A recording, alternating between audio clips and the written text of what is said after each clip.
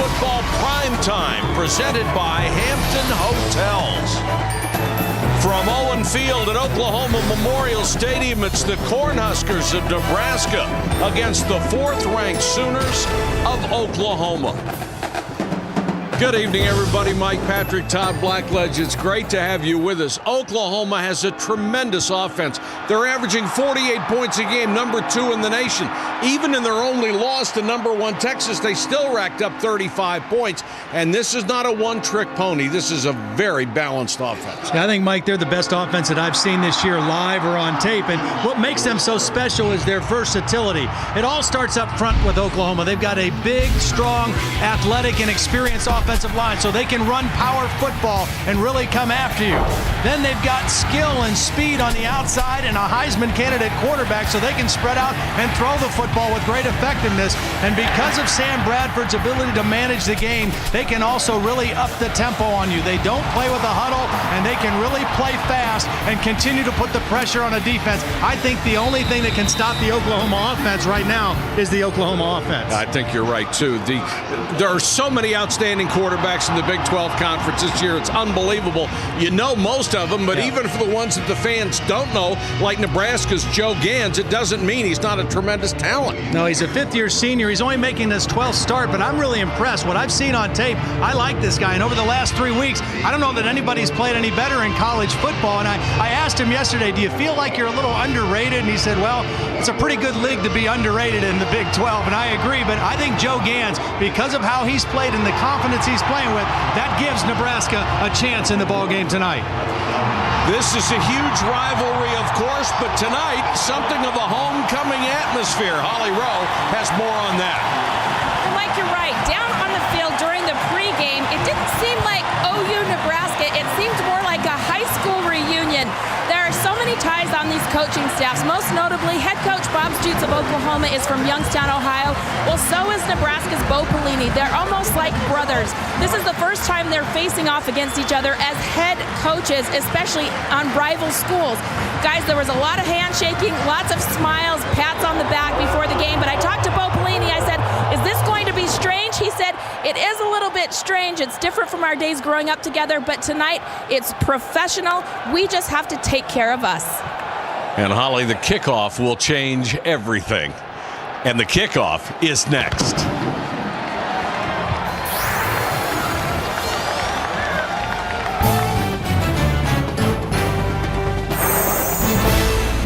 ESPN's College Football Primetime, brought to you by Allstate, proud sponsor of college football and the 75th Allstate Sugar Bowl. Are you in good hands? And Edward Jones, making sense of investing.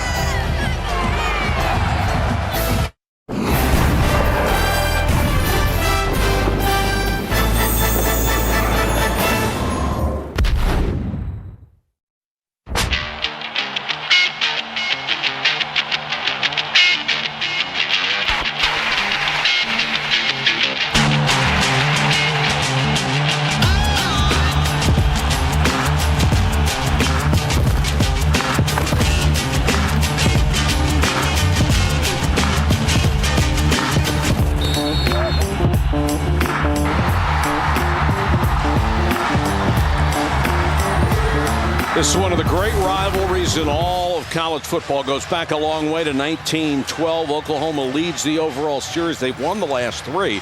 And they played every year between 1927 and 1997, but now with the unbalanced conference schedule, they no longer play every year. What a shame for college football fans. Take a look back at some of the most memorable moments in this rivalry on our show tonight. We'll also explore Bob Stoops and Bo Pelini's unique relationship when we play Did You Know? And the taste of the town storms into Norman, and Todd is able to experience barbecue for all age groups. You'll like that. You can catch Taste of the Town at the end of the first quarter. Adi Kanalik, one of the best kickoff men in college football. 22 touchbacks in 48 kicks. DeMarco Murray, number 7, Joaquin Iglesias, number 9, are deep to receive, hoping they get a chance, but this guy has a great leg. Number 1 in the country a year ago, 42% plus of his kicks were not returned.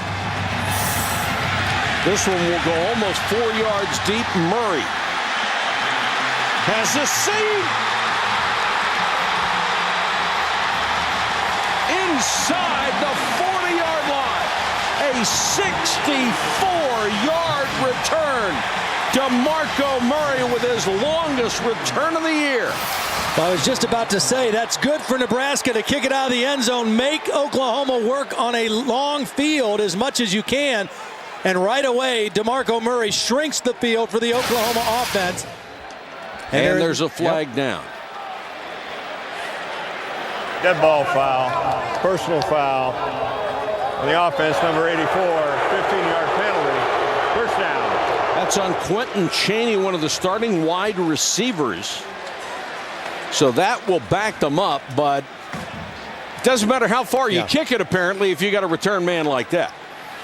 Sam Bradford will come out. He has been brilliant this year as Oklahoma's sophomore quarterback. Third in college football in pass efficiency. His rating over 185. He has 29 touchdown passes, only 5 interceptions. Only a sophomore. Murray will get the first carry and almost made it back to the line of scrimmage. Tyler Workman on the tackle. You can check out both lineups at the top of your screen above the scoreboard. The strength of the Nebraska defense is their front four. They're down linemen, and they've got to play big tonight. Bradford, nice play fake. Nobody out there with him. Floats it downfield and has the completion inside the 20-yard line. A perfect strike to Ryan Broyles, the redshirt freshman speedster. Second play of the game, they go play action, and you see the ability of Sam Bradford. It's a rollout to his left, a right-handed quarterback, and he just throws a beautiful pass on the move down the left sideline. Not an easy pass to make. Broyles is the speed they were looking for. And around to Johnson.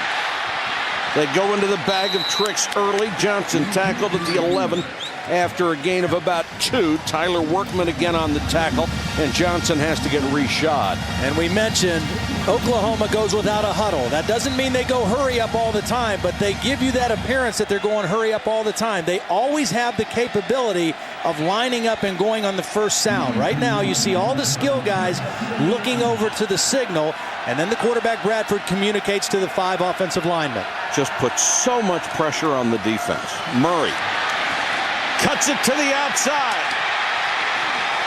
Near the goal line. They'll mark it about a foot away.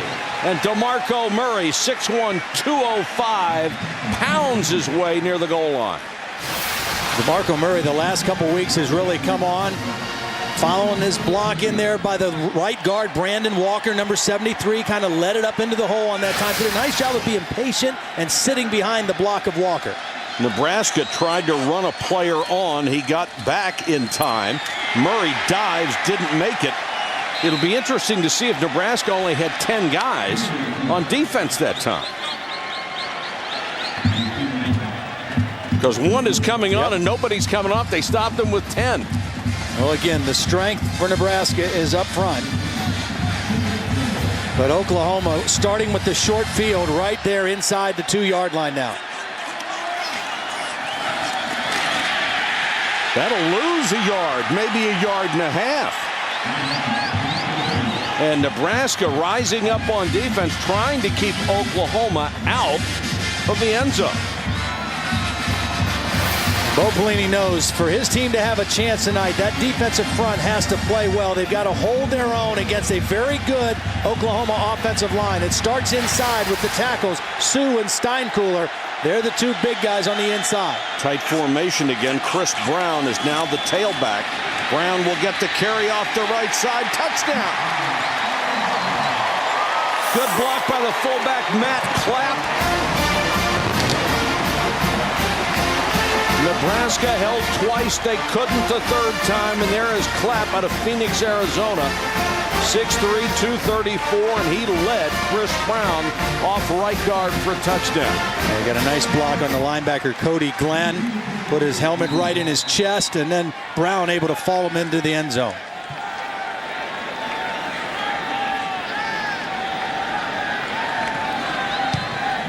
But we always talk about the underdog needing to have things go right and go right early. Not yet. Oklahoma's on top 7-0.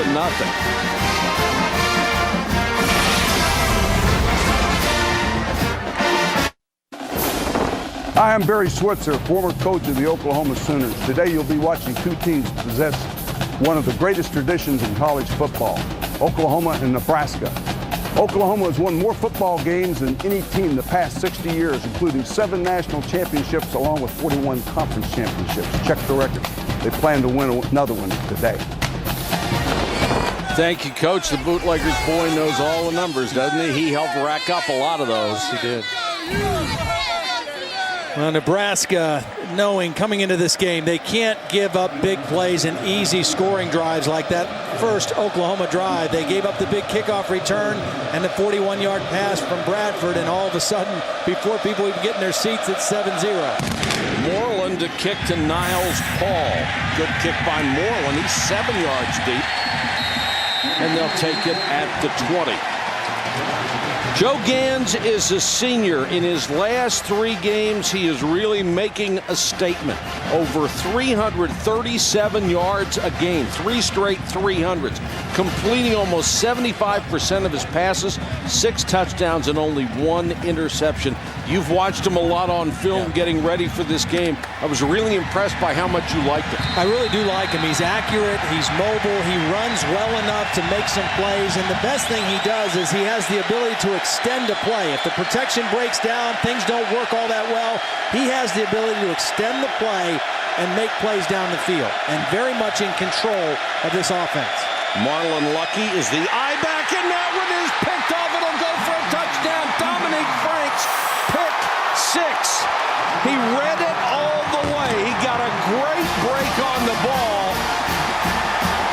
And holy cow, what a hole they have dug in the first 2.5 minutes. Well, Brent Venables, the defensive coordinator, knows that Nebraska has liked the quick screen. A lot of times it's off of a run-pass check at the line of scrimmage by Joe Gans.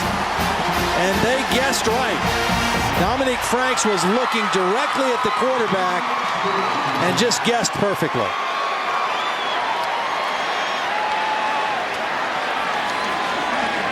He ran it like it was his pattern. The point after is good. 2 touchdowns in 4 seconds. Yikes. Well, here's Dominic Franks right here, and he is looking in at the quarterback right now, and he's guessing that Joe Gans sees too many guys to run inside, and he checks to the quick throw, and he just makes a direct line to the path of the throw. He was well coached, and he guessed right. And now it's 14-0 instead of 7-0 after 2 plays.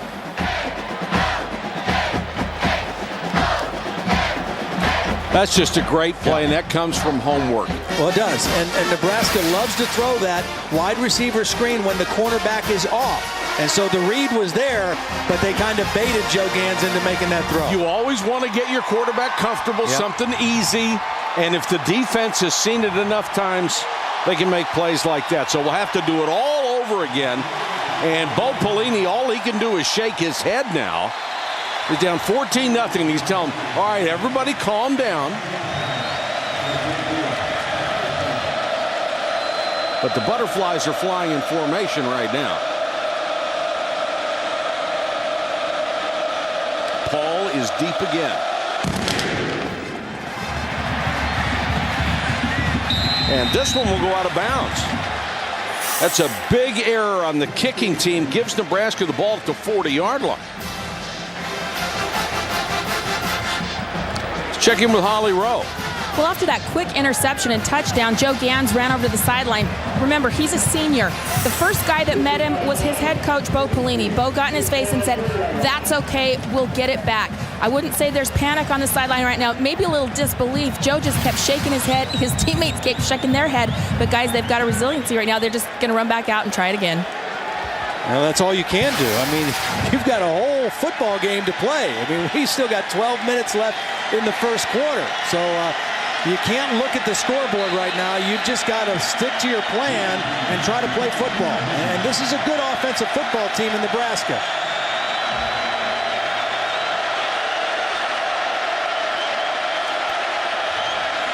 Lucky continues to fight, picks up about 4. One of the things that Nebraska has done extremely well this year is possess the football, particularly the last 3 weeks against Big 12 competition. They've run over 100 more plays than their opponents, and they could use that right now. Take the crowd out a little bit, get a nice drive going, score some points, give their defense a chance to get their feet on the ground. And Joe Gantz is the right kind of quarterback for this situation. I really believe that. Oklahoma shows a 4-man rush. Gantz, good play fake on the run, throws, complete, and then dropped. Drew Young, the tight end, and they're going to rule it a fumble and give the ball to Oklahoma. Keenan Clayton made the hit. Be interesting to see the replay on this. Well, it looked like he got his feet down, but it looked like he may have been bobbling it on the way down. Great hit by Clayton, up high, right at the ball level, chest level. Boy, that's close. And everything that Nebraska could not afford to have happen, they give up the opening kickoff return, and now 2 turnovers in their first 2 offensive possessions. Not the way you come in and play Oklahoma. 3 snaps, 2 turnovers. I mean, this is just devastating. And now we're going to take a look at this a little closely.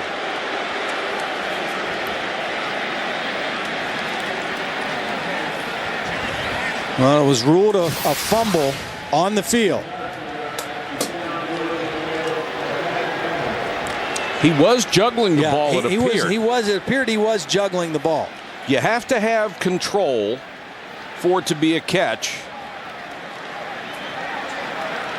He tucked it, but did he have only 1 foot on the ground? Did he have 1 step after he juggled it? Is it a catch? They're taught to rule, if it is very close, to err on the side of an incompletion. But it was ruled a catch and a fumble on the field. It looked to me like when he was trying to tuck the football. Field stands. First down. It doesn't matter what I think. They're ruling on the field stand. It always matters what you think, pal. It looked like when he was trying to tuck it, he also knew he was going to get hit and tried to protect himself, and the ball never got tucked cleanly. But don't take anything away from Oklahoma. It was a nice hit by Clayton. It was. And they've got the football again. What's next for Nebraska? Locusts? Chris Brown will get the assignment at tailback to start this series. And all that friendship stuff aside, if Bob Stoops can put another one on here quick, he will. Complete down to the 46. Cheney makes the catch, and Matt O'Hanlon made the tackle.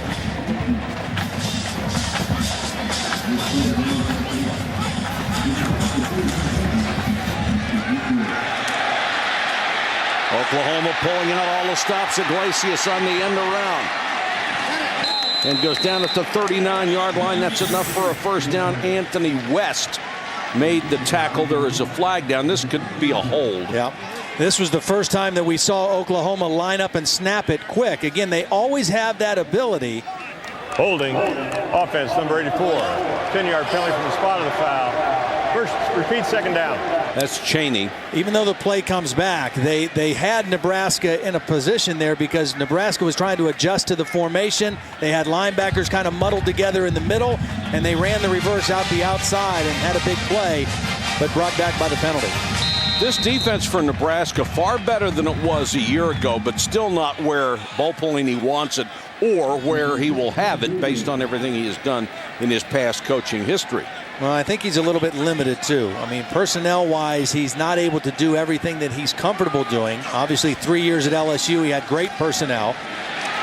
Bradford with all day to throw. Chancey right down the middle.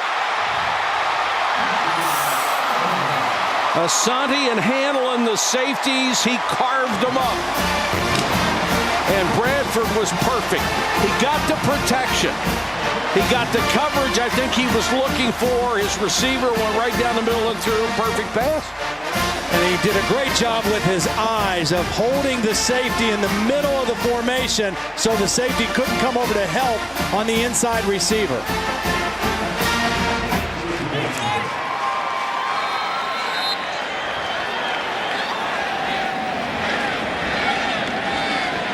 We have played 4 minutes and 29 seconds, and it's 21-0. Did we say Oklahoma needed a fast start? I don't think so.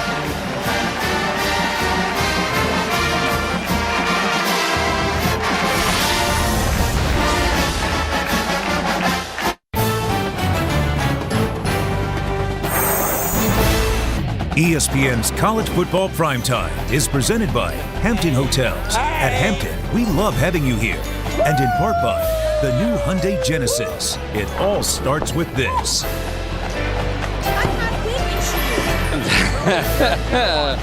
That was our Halloween bowling party last night, and our Holly Rowe was responsible for designing everything. Here's Joe Pa, the leg's still bothering him. Oh, we had a ball. Thanks to Holly Rowe for doing all the work to set that up. I think we ought to go right now and have another one. 21-0, and we just started.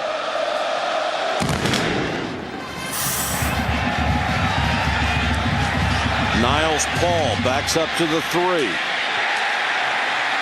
and is engulfed at the 16. Well, we'll go back to the touchdown. I don't want to pick on this guy, but Larry Asante, who you're going to see right here, the free safety, is the guy who's going to get taken advantage of a little bit by Sam Bradford. Watch Bradford. Now, right now, he's got him frozen right here. And he's going to throw the ball here, and as long as he keeps him there, he won't be able to come over the top and help on the play. He holds him in the middle and then throws right in between the corner and safety for a touchdown. I mean, that's beautiful work by the quarterback, Sam Bradford, with his eyes and with his arm. Gans now facing a massive uphill struggle, and they're not even warmed up yet. Lucky drives his way out to the 19, and for the first time tonight, here's Reese Davis. Reese. Hello, Mike. You guys off to a quick start. So too is Texas Tech. You're looking at Colby Whitlock. He just tackled Chris Obanaya in the end zone, and the Red Raiders with a 2-0 lead in Lubbock on ABC against #1 Texas. And Tennessee just looks awful. South Carolina killing him. It's 21-0 halfway through the second on ESPN2. Wow. All right, Reese, you said 2-0 Texas Tech. We were 2-0 before we kicked off.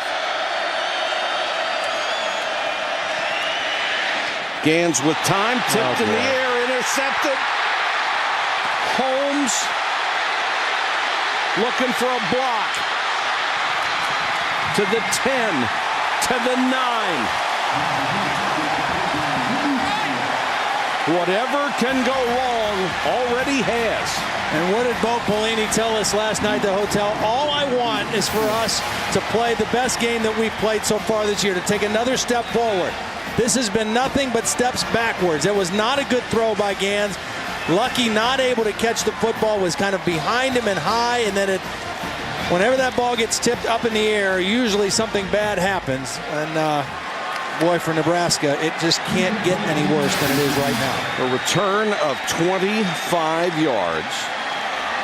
DeMarco Murray will be the tailback. They have 4 wide receivers.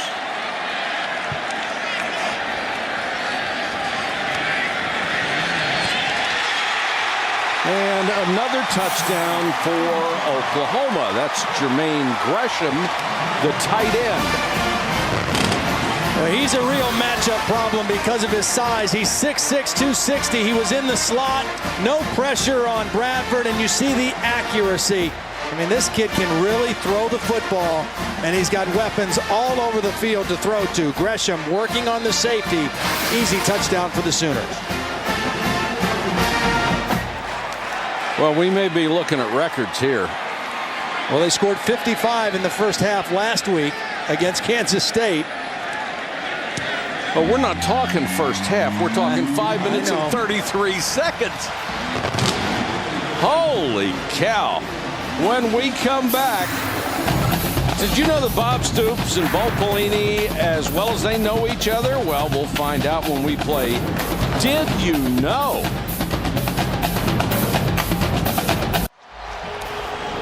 We are back in Norman, Oklahoma, where the Sooners are on a pace to score 154 points in the first half. Yeah. Well, I'll tell you what. I mean, they're not hardly breaking a sweat, but they're going to have to get oxygen for those ponies that pull that wagon that come out here, because I don't know how they can make it. ESPN's college football primetime available in sparkling clear ESPN HD. And you can see what's happening in this game with great clarity already. Every break has gone Oklahoma's way, and as good as they are, they don't need him. Nebraska was the team that needed the breaks. This kick will go 5 yards deep. Niles Paul will bring it up. Has a seam, good return up to the 29. Did you know that Bob Stoops and Bo Pelini are both natives of Youngstown, Ohio, and graduated from the same school, Cardinal Mooney? Stoops graduated in '78, Pelini in 1986. And these families, as we have found out over the years, a lot of families in Youngstown have been intertwined, great friends as family groups. Played pickup games against each other, particularly right after Thanksgiving when everybody would be home. Quentin Castile, the new I-back, he'll get the ball and lose about 2. Yeah, there were 5 Stoops brothers, and I think 8 Pelini children, 5 boys, and of course there's Carl Pelini, one of Bo's brothers, who's the defensive coordinator. And Bob Stoops' father was the defensive coordinator at Youngstown Cardinal Mooney for 23 years before he died, and coached all these guys. And so, yeah, not only did they play football together, but as you mentioned, those pickup basketball games at St. Pat's Gym over Thanksgiving. No blood, no foul, knockdown, drag-out affairs. All the kids in the neighborhood. They made them sound very evil. Gans throws underneath. This ball was tipped up in the air, almost picked again. Holy cow. Austin Box, the starting middle linebacker, was trying to keep that thing alive. Let's check in with Holly. Well, guys, you know these families must be close, because when Bob Stoops and his wife Carol first got married, he was a young coach just getting started. Well, he hired his graduate assistant, Carl Pelini, to come and coach for him. But, you know, graduate assistants, they don't make any money, so he let Carl live with him and his wife. They were newlyweds. It was kind of like you, me, and Dupree. He said, hey, it was great for my wife to have somebody to talk to. I was at work all the time. Football coaches are a different breed, aren't they? Gans looking at 3rd and long. Pressure coming. Stands in the pocket and throws, and too high, incomplete. Intended for Todd Peterson. Youngstown must lead the world in coaches per capita. I mean, they have just produced so many different guys. There's Bo and Carl. Tim Beck, the Nebraska running back coach, and Bob Stoops, obviously the Oklahoma head coach. All from Cardinal Mooney. Yep. And what's the school across town? Ursuline is the other parochial school. Yep. Darrell Clark, the quarterback at Penn State right now, is a graduate of Youngstown Ursuline. That's where our buddy Paul McGuire went. Ryan Broyles, the deep man on the punt return, getting himself in an awful lot of trouble. And can't turn the corner. It's the best play by Nebraska tonight right there. Certainly is. Lost 5 yards on the return after a punt of 48. You can get your weekly dose of NFL news and analysis tomorrow on ESPN. Starting at 11 a.m. Eastern, Chris Berman hosts Sunday NFL Countdown presented by IBM. And at 7 Eastern, Chris and John Saunders with the highlights and scores on SportsCenter. Sunday NFL Countdown presented by IBM at 11 a.m. SportsCenter at 7 p.m. tomorrow on ESPN.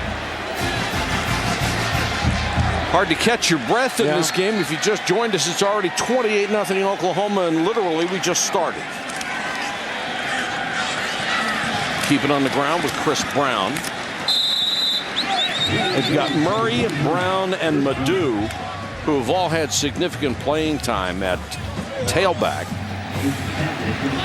And as we talked about in the open, this is such a balanced offense. Yeah. I don't know anybody that's going to have a chance to really shut these guys down. No, I mean, you mentioned it. They've scored 35 points or more every game so far this season. And the only time they have been stopped, it's really been by their own doing. And they've taken care of the football. Only one fumble all season. I think only 8 turnovers altogether. They don't give up sacks. The quarterback takes care of the football, and there are their rankings as of tonight or coming into tonight. That's just a ton of yards, 542. That's only 4th in the country. Tulsa's the only team that's been scoring more. Tulsa fell out of the unbeaten ranks today with that loss against Arkansas. Nebraska. And Second Nebraska team charged will for use a timeout, It's a full timeout on defense. And we've got a timeout with 7:14 to go in the first quarter from Norman. Bo Pelini, about as hot as you are ever going to see a coach. And right now he's just trying to find any button to press that works. Well, he's mad because they had to burn that timeout. And again, all he wants to see his team do is play hard and take a step forward. And they have not taken any steps forward tonight so far. Fake the end around. Bradford somehow got it in there, but it was dropped. That was a nice throw. Somebody may have gotten a fingertip on it. Adrian Tennell had it tipped by Blake Lawrence. Bradford just looks so comfortable. Yeah. He's very poised. He has great balance when he moves either left or right or in the pocket. His feet are always up underneath him. And there's the stop that Nebraska wanted. They got to stop on 3rd down and forced a punt and should get decent field position after this. Nate Swift, who has averaged better than 17 yards a return. There's a bobble on the snap. Somehow, Null got it out of there. Look at this. How about that? A 50-yard kick. Once the punter fumbles the ball or bobbles it or it hits the ground, you can nail him. Yeah, and somehow they did not get the ball or get him before he got it off. The ball's on the ground. He's fair game. And they just kind of slowed down. It looked like right before they got to the punter, Thomas Grove kind of hesitated instead of going right through the punter. And otherwise, they would have got great field position. But doesn't that typify what's already happened in this game? Exactly. That play probably says it all. Not only do you not block it, but he gets a 50-yard kick out of it. Right.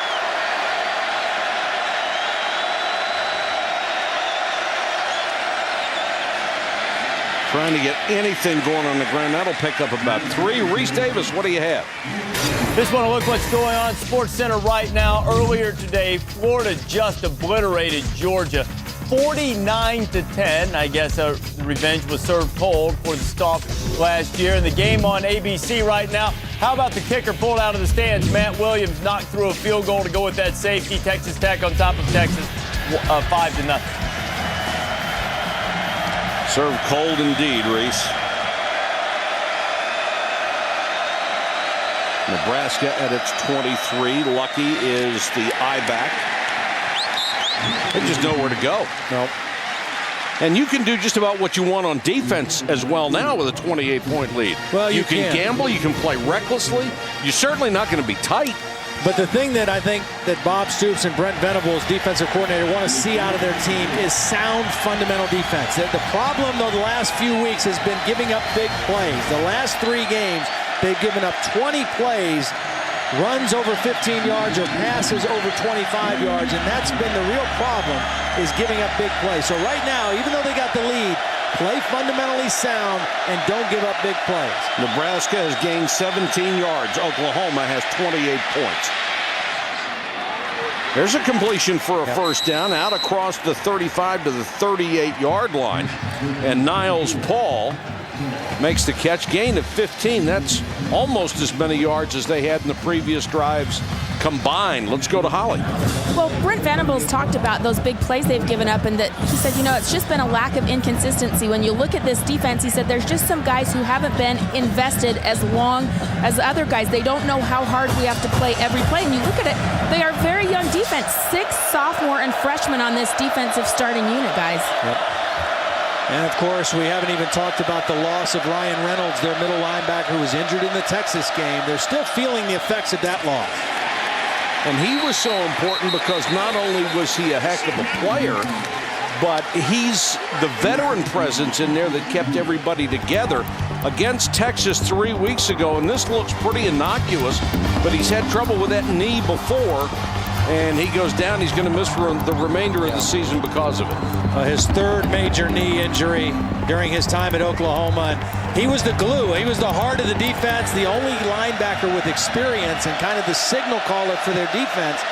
And now they're 3 starting linebackers. They are all in their first year of playing. Very talented, but very young. Gans on a little shovel pass, but Oklahoma ready for it. Quentin Castile takes it, and immediately, after a gain of only a couple, knocked down by Travis Lewis, the redshirt freshman, who was the leading tackler on this ball club, a redshirt freshman who was a high school running back. And he just seems to get better each time he plays. I mean, last week in the game against Kansas State, he had 15 tackles, 2 behind the line of scrimmage, and a pair of interceptions, and he returned those for 55 yards. I mean, he is a big-time player, but still a redshirt freshman, but very talented. Another 3rd and long for Gans. Pressure coming. Picked it up pretty well. Pass thrown incomplete, nearly intercepted. Almost picked by Brian Jackson as the ball bounced out of Swift's hand. Jackson had a shot at it, and Nebraska will have to punt it away. This is a pretty decent throw by Joe Gans. A little bit high, but Swift, usually very reliable, coming on that in route, just not able to snag it. And the good news for Nebraska is the ball fell to the ground and not into the hands of an Oklahoma defender. I was sort of amazed it wasn't pick and run back. Yeah. Titchener to kick to Broyles. Broyles going to let it go, and that one's going to die inside the 5.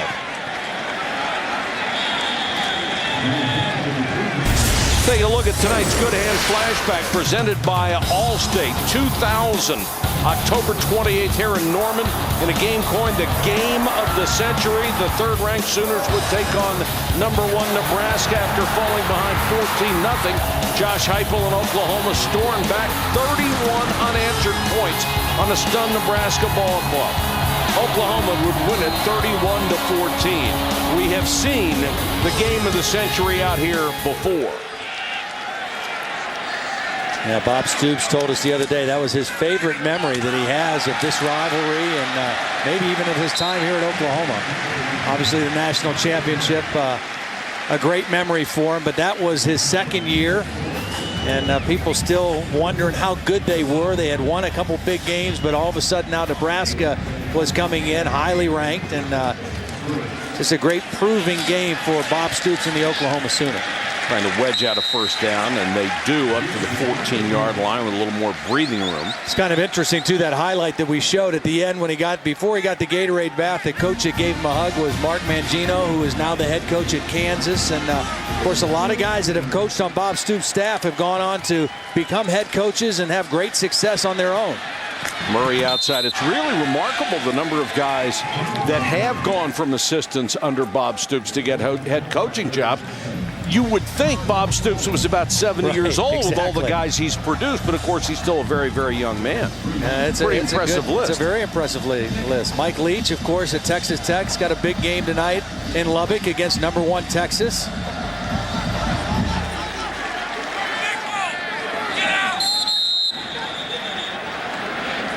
And Nebraska has to use another timeout on defense. Wow.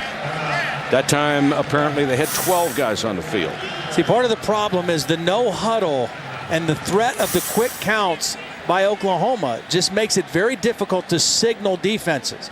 And they were aware of that coming in, that how difficult it is to try to change defenses against this kind of tempo. But they are having a problem. And you don't want to be the guy that's over there explaining to the coach why you're not on the field or why you are. Holly Rowe? Well, guys, the reason that he's playing right now, Colton Kohler's the guy that was kind of in trouble on that number 54, came running off, had a blown assignment on that. But he's in there playing for Philip Diller, who's out injured. Now, keep in mind, Colton Kohler, he's just a junior. He hasn't played that much. He's a walk-on, so he's got a big responsibility tonight trying to fill in that middle linebacker position. People are so impatient, Holly, and you've got to give Bo Pelini and his coaching staff a chance. This was one of the worst defensive units on the face of the planet a year ago. You can't turn it around overnight no matter how good a coach you are. But you look at Bo Pelini's history as a defensive coach, he will turn it around. Well, it's got to start with recruiting. I mean, he's got to get the kind of personnel that he wants and needs to do the things that he wants to do scheme-wise. And that takes time. Bradford, a little bubble screen that's only going to get a couple. Of course, he had his major success at LSU as part of a national championship down there. In 2007, they were third, also 2006, 2005. And that's being third in a conference that's loaded with talent, so that should be third with a bullet. Well, a conference that plays great defense. I mean, the Big 12 is known for their offense, the SEC known for their defense. And very, very impressive. And that year that he was here at Nebraska, or where he was in Nebraska in 03, a lot of credibility with even some of the guys, the fifth-year guys on this team this year when he came back. Bradford, even when there is pressure on him, just looks so cool and comfortable. That time he was throwing to Tennell again. You know, everybody kind of, there were some people who were saying, well, he kind of fell off the Heisman thing last week because he completed under 50% of his passes. I mean, he threw 3 touchdowns. They scored 55 points in the first half. They didn't have to throw in the second half. I mean, he's special. The standards have become a little ridiculous, haven't they, when you're going to criticize a kid for that? Only a sophomore from Oklahoma City. His father, Kent, played here, a citizen of the Cherokee tribe. Hopes to become a corporate attorney. I think he may have to wait on that for a while. It was funny. I was talking to Bob Stoops before the game about when they first saw Sam Bradford, and he really credited Chuck Long, who was the quarterback coach and offensive coordinator here before Kevin Wilson. Quarterback draw. All the room in the world to run, slides in safely at the 42. But they had Sam Bradford here at their camp for a couple years, and he got a chance to watch him and work with him and talk to him. And, you know, when you have a kid in camp, you also get a feel for their personality. And Chuck Long went to Bob Stoops and said, I really like this guy. I mean, this is the guy I think we can really go with. And obviously it has worked out tremendously because he's special. He can really throw the football.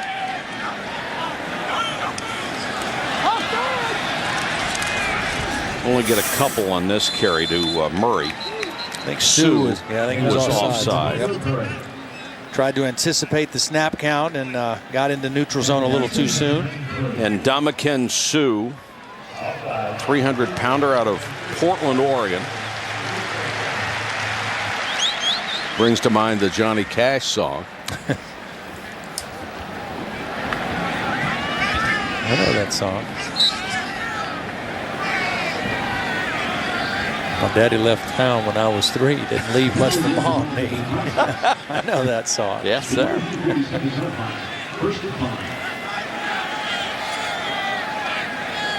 First and 5 for Oklahoma.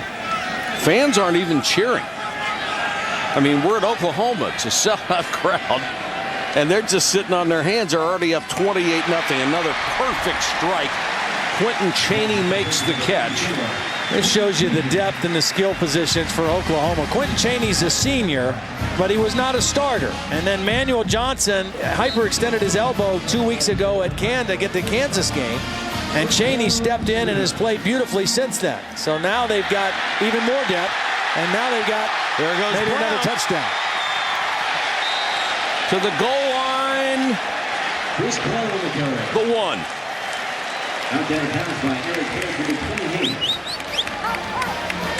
The balance. The balance that Oklahoma has in the offense is the best that I've seen. I mean, I've seen Alabama. They can run the football. Their good play-action pass. Penn State with their spread offense is an exciting offense. I think this offensive line and their ability to run the football, and then Sam Bradford and all the skill guys they have, makes them the best, most potent offense in college football. Balance is incredible. Little swing pass. Chris Brown, that was too easy. You're ready, and fellas. You're right. Time to go again. Whoa.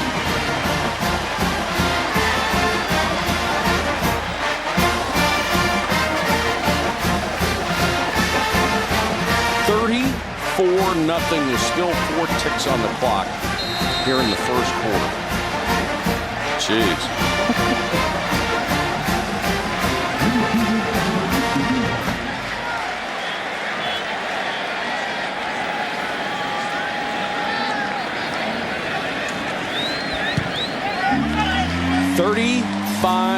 Zip. I'm going to think this thing is a marathon by the time they're done today. The Schooner takes the field again. May need new shoes by the fourth quarter.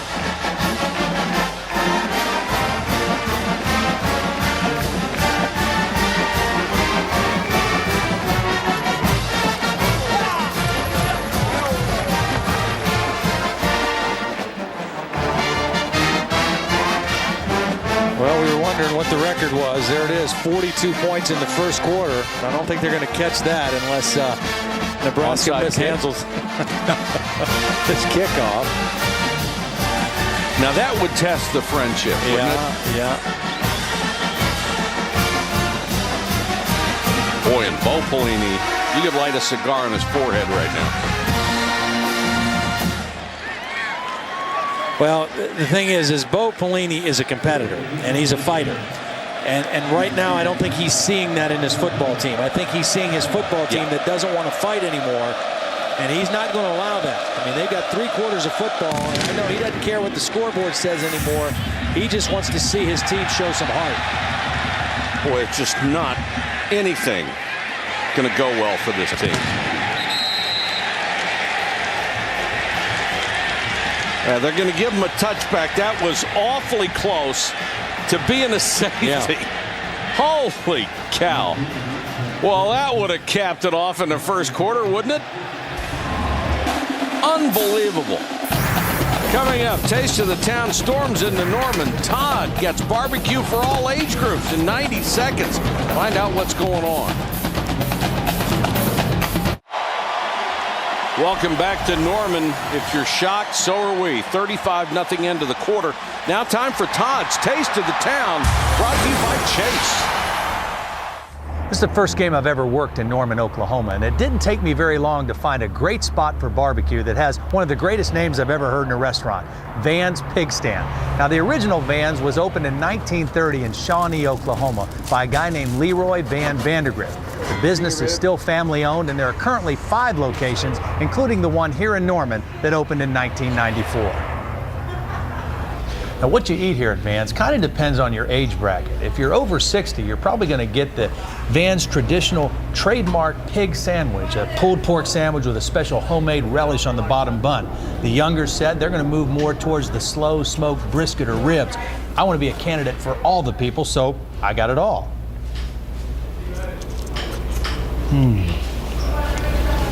Got my vote. Well, of course you got it all. You always get it all. Well, you know what? I actually couldn't eat it all. I ate most of it. But I had to share a little bit with Bo Garrett, our producer. I got a call. We're very concerned about you. And okay. Cough. I can't hear a thing. Oh, there you go. Oh, shoot. It's amazing. You're going to wake up. You're going to be 450 one morning.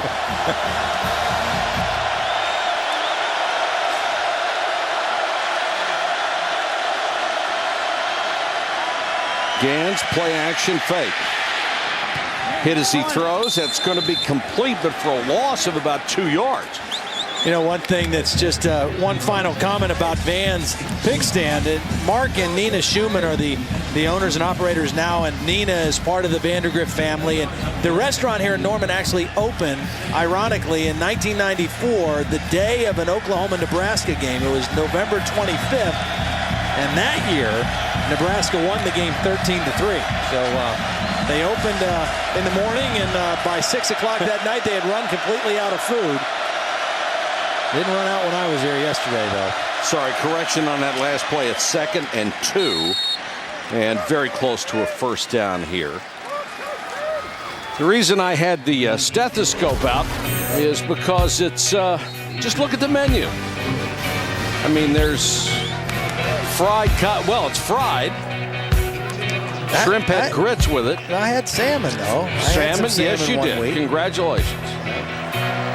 Yeah, your cholesterol's got to be under 250 by now. For more, log on to ESPN.com, and you can get all the restaurants and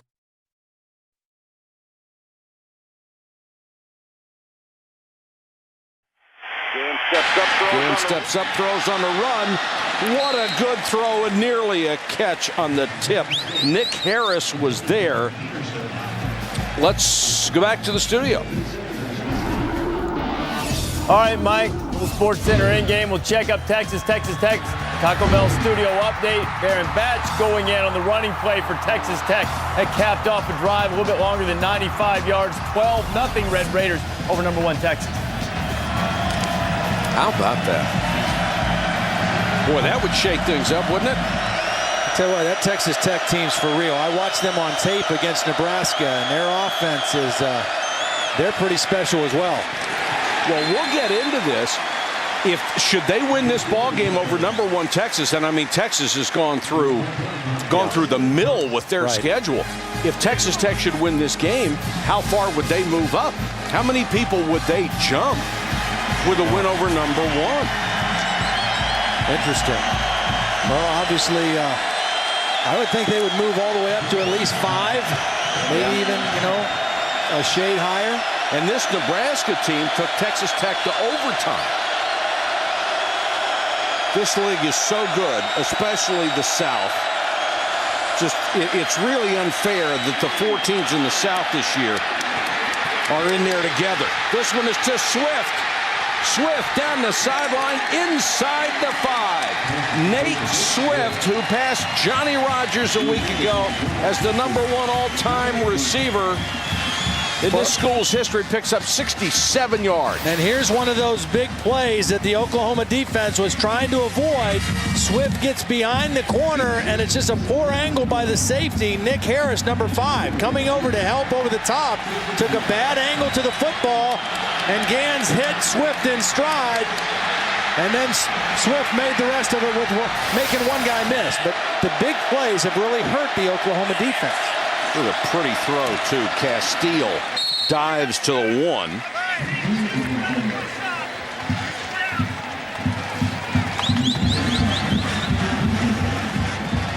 Nate Swift is an interesting guy. I really enjoyed visiting with him last night at their hotel. And he's a receiver who a lot of times the coaches say, teams underestimate him. They don't think he's a real skilled guy. They look at him, they think just pure possession guy. But he's a very skilled receiver. And that's why he's had such a big year this year. Castile, nothing. Lendy Holmes on the tackle.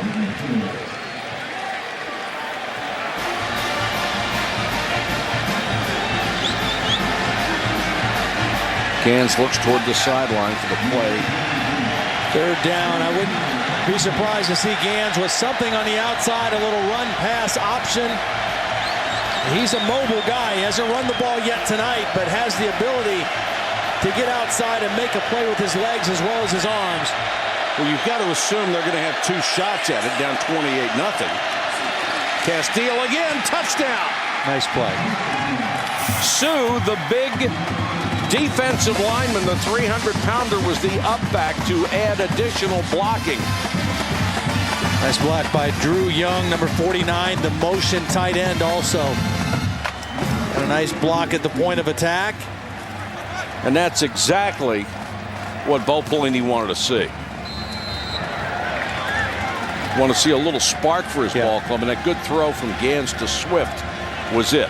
You just don't want to see your team lay down. I mean, you want to see them fight and not watch the scoreboard, but fight one play at a time and have something to build on. And this drive was something that Bo Pelini and the Cornhusker staff can build on.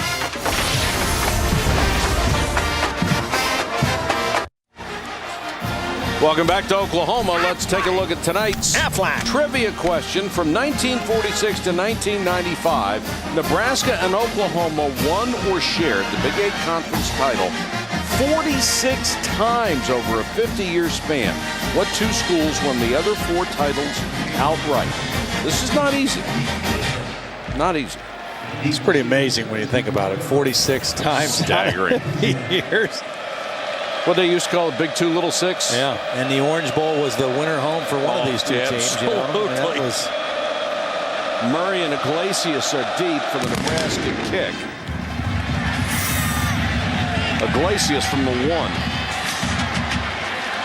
Has a seam. Across the 40 to the 42-yard line. The history of these two schools is simply remarkable in the sphere of college football. 12 national titles between them. 84 conference titles between them, and 7 Heisman winners. Yep. It's just staggering. It really is. Had a penalty on the kickoff return as well. During the return, personal foul, face mask, kicking team number 82, 15-yard penalty, first down. T.J. O'Leary called for the penalty. Well, you know, it's interesting. You mentioned the Big 2 and Little 6, and the change in the dynamics as we take a look at the end of this play again. There's the face mask at the very end. But the change in the dynamics of the conference and the improvement of teams like Missouri and Kansas State over the last several years has changed the recruiting for Nebraska. It's a much more difficult for them to recruit now than it used to be, when really they were only competing with Oklahoma in terms of recruits. In Texas. Iglesias, nice little spin move to pick up an extra yard on the short out from Bradford. And of course, those were also the days where you could have 175, 200 players, and they did with the walk-on programs, right, especially at Nebraska. And you just go through those guys till you found a few that could play, and it really worked for them. Bradford with a pump fake and then wants to go deep. Just past the outstretched hands of Quentin Chaney. Matt O'Hanlon had the coverage. You got to make that play.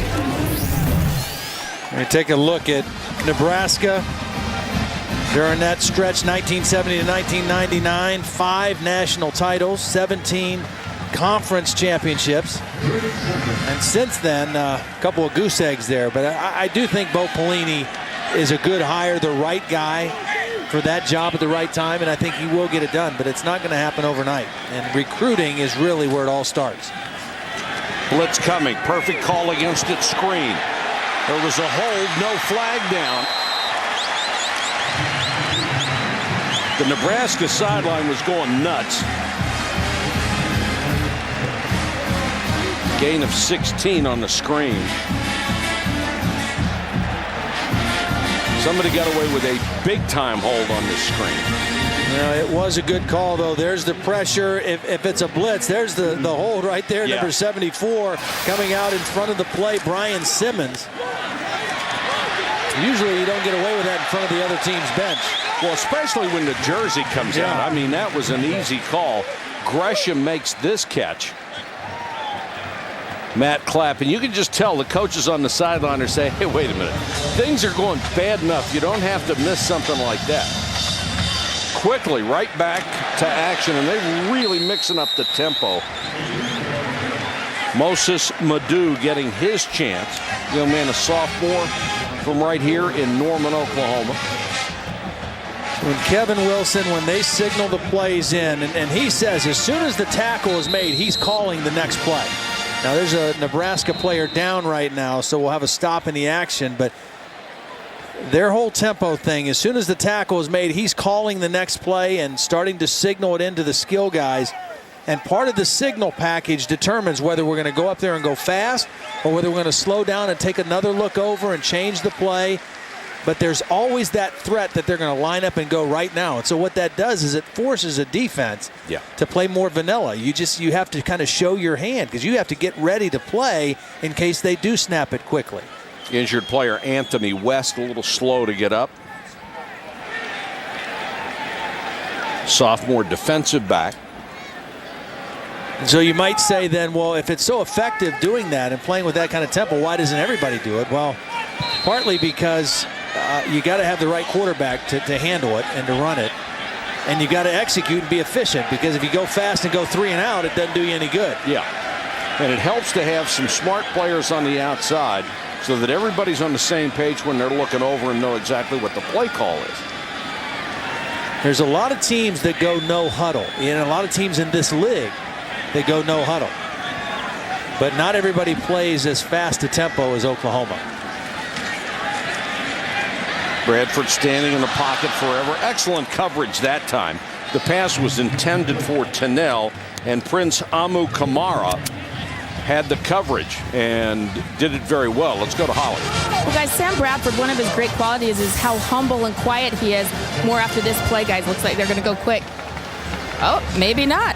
Anyway, before the game, I was really surprised. The last thing he did before he left the field in pregame warmups was grab his wide receivers, get in their face, and really high tempo yelling, hey, guys, let's go out and put some numbers up tonight. Very unlike him. Boy, they put him up, too. Yeah, they must have listened. And they're really going away from their strength of the wide receivers. Tennell will make that catch. He and Chaney have been very active. Usually it's Johnson, Broyles, Iglesias, and Greshman. They've sort of been complimentary tonight. Yeah. Well, that makes them even more difficult to defend, because they can put 5 guys out there and you really can't guess where they're going to throw the football because he's spreading it all over the place. Now they've got Murray in a slot, and Steinkooler jumps off sides, and if that is a familiar name to you, Offside. it should be, because his dad, Dean, was one of the great players in the history, not only of Nebraska, but college football. He was just an unbelievable college player.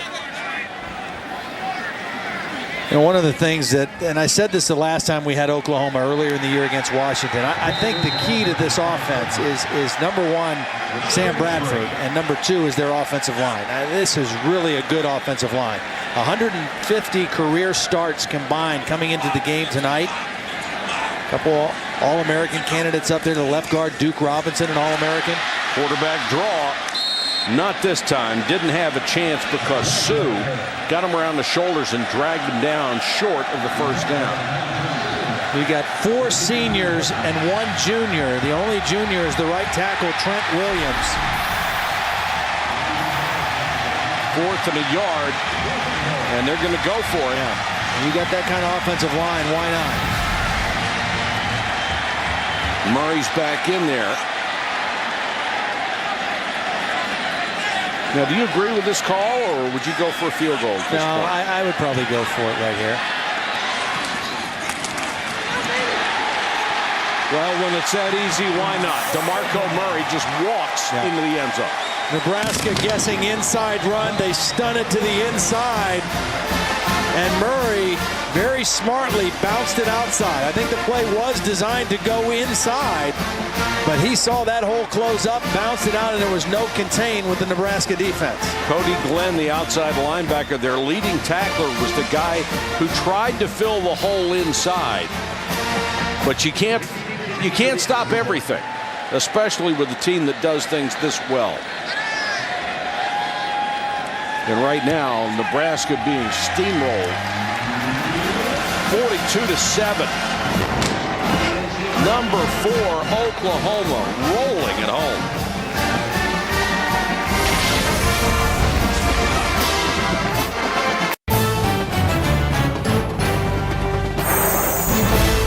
ESPN's College Football Primetime, brought to you by Taco Bell, think outside the bun, and Aflac, ask about it at work.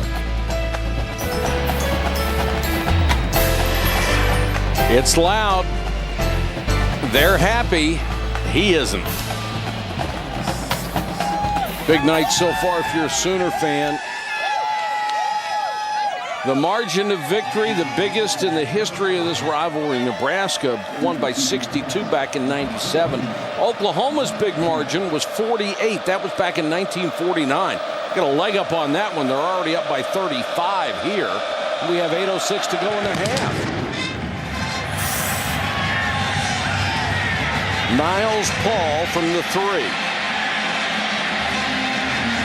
And got it out to the 20. Let's check in with Reese Davis. Reese.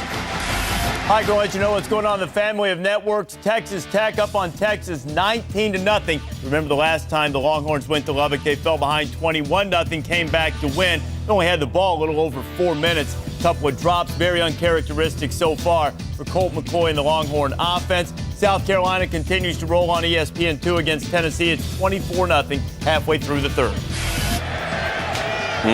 Boy, it's got to be getting a little nasty in Knoxville.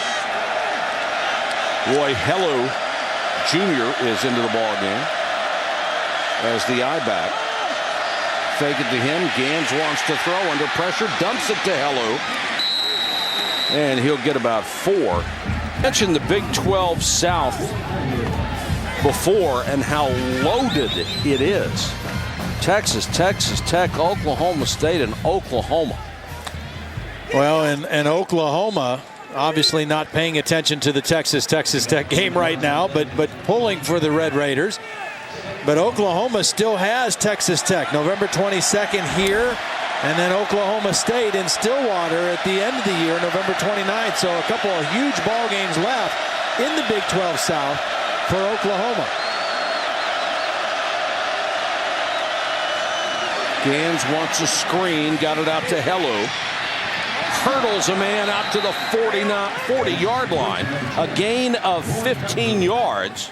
See, the Nebraska offense looks like they're starting to get their feet on the ground a little bit, but they got blown out so quick early between their own mistakes and turnovers and their defense and their kicking game that they're in a huge hole. But this is what I expected to see from the Nebraska offense. I thought they'd move the football in Oklahoma and be able to score some points. I mean, they're a good-looking offense that for the last 3 weeks has been very efficient. But they started out the game not taking care of the football and got themselves in a huge hole. Empty backfield for Gans. Short set, throws underneath, will pick up maybe about 5 yards to Todd Peterson. Peterson and Swift just have been tremendous receivers. As under Bill Callahan, they went with the West Coast offense. Guys were racking up big numbers. Now they're going to go back and change the culture a little bit. It was changed really from a culture that didn't need changing. Yeah. Well, they got away from the I formation and option football and what they had really hung their hat on for so long, and made a dramatic departure from that. Hello on the outside. Nice cutback. This kid is obviously very athletic, as you saw from that earlier hurdle. This one for 25 yards. He's out of Danville, California, a sophomore who averaged nearly 6 yards a carry coming in. Nice job, little counter action in the backfield, and then just the speed. A bad angle to the football that time by Quentin Carter, the safety, number 20. And he was able to bounce it out. Carter was unblocked, and they're really, Oklahoma, very high on Quentin Carter. He's played very well the last couple of weeks, but that time came up to make a big hit and took a bad angle to the football.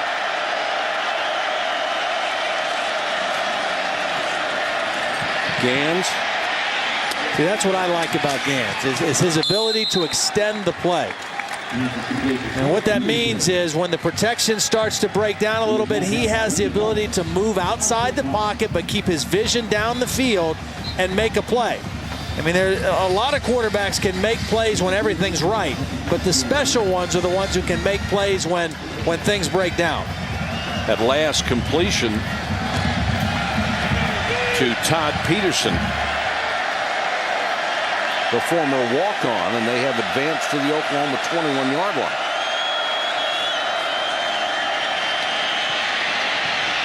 Gans running again and hangs on. This time will pick up about 8. Gans waited his turn Didn't get to start until 3 games left last year out of Palos Heights, Illinois. Saw Tommy Frazier on television and really liked him. Said he didn't like Notre Dame or Michigan, so there was nobody to root for. When you grew up in Chicago, he was an all-state baseball player and has set all kind of records at Nebraska as far as throwing the football. His last 3 games, over 300 yards, nearly 75% completions. But this game was a disaster for him at the very beginning. Now they're trying to come back from it. Roy Hello Jr. busts through and gets the touchdown. A nice read this time. The Oklahoma defense was really overloaded to the opposite side, and they really fooled them. They surprised the Oklahoma defense. Oklahoma thinking pass.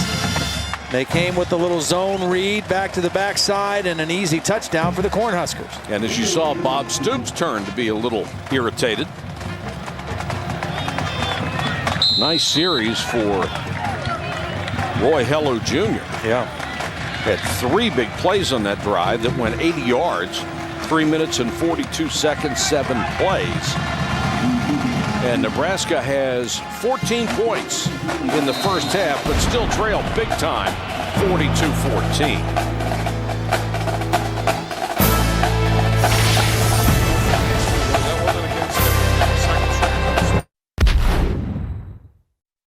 Rodgers takes the ball at the 30. He's hit and got away. He's to the 45. He's to the 50, to the 45, to the 20, to the 10. He's all the way home. Mildren busting one out here to a man who's open. It's a touchdown, Oklahoma lead. He got away from Jacobson, then the ball knocked down by Glover, and Jacobs is on it in the end zone.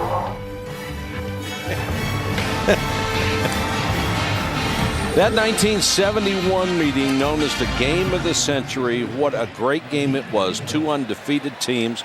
Oklahoma wins at 35-31. They're going to honor players and coaches from both teams from that game. There's the great Tom Osborne, who I had the chance to speak with a little earlier tonight. Barry Switzer. His team is headed in the right direction. Barry Switzer got put up a lot of those wins. Murray seems straight up the middle. DeMarco Murray.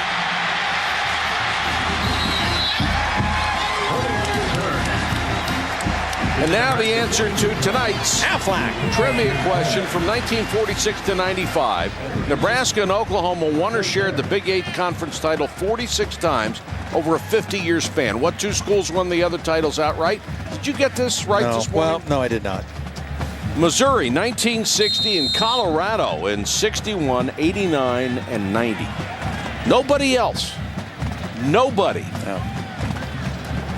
It's not that way anymore. I think I knew the 2 last Colorados. I didn't know the other 2, though.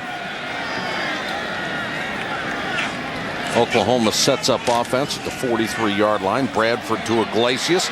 Little bubble screen. Got a block and out of bounds at the 38. You know what's kind of interesting about that reunion and the game of the century and them having it here is that Nebraska won the game, right? Yes. And they're having it here. That's kind of a pretty neat gesture on the part of Oklahoma to honor Tom Osborne and the Nebraska guys that way. Of course, Osborne was an assistant on that staff. Went on to a great career as the head coach, now the athletic director.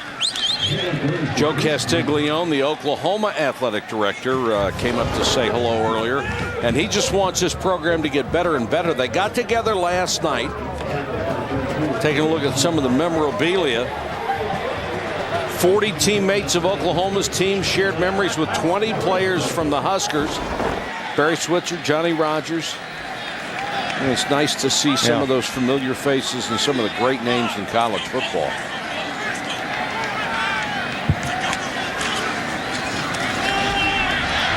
Oklahoma on the ground with Chris Brown inside the 15 to the 10 to the 7. Gain of 29. Chris Brown has had quite an evening already here in the first half. Well, again, that offensive line kind of sets the table for everything that Oklahoma does. It sets the table for their running game. It sets the table for Sam Bradford, the pass protection, and him throwing the football around. Really an outstanding group up front. Murray comes back in as Brown will get a breather. 76 first half yards on the ground for Brown and a touchdown. Murray cuts it back inside. Touchdown.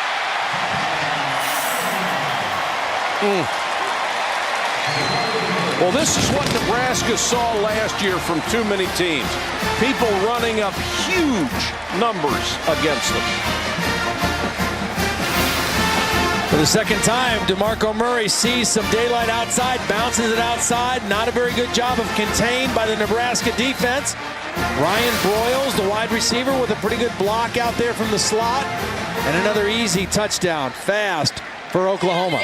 You had better get a good start against Oklahoma. In the last 2 weeks, with this extra point, they will have scored 104 points in the last 2 weeks in the first half. So you either get started early or forget it.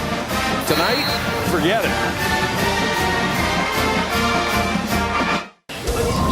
On the eve of this year's presidential election, 2 of the NFL's elite will face off in the nation's capital. Tune in and vote for Ben Roethlisberger and the 5-2 Steelers, or Clinton Portis and the 6-2 Redskins. And don't miss halftime when Chris Berman will be joined by Barack Obama and John McCain. I'm sorry, Senator. In one of your last chances to hear the candidates before you go to the polls on Tuesday, I'm sure Chris has been working on nicknames. Niles Paul is deep. From the 1.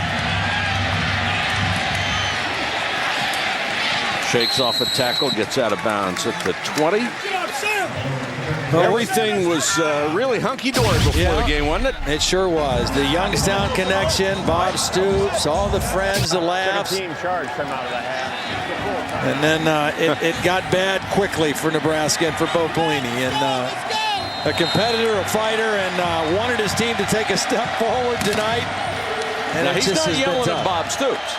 I think part of those is yelling at his brother, who's a defensive coordinator, and anyone else who's on the same frequency as he is. Yeah, I think you're waiting for, hoping your headset fails over there now.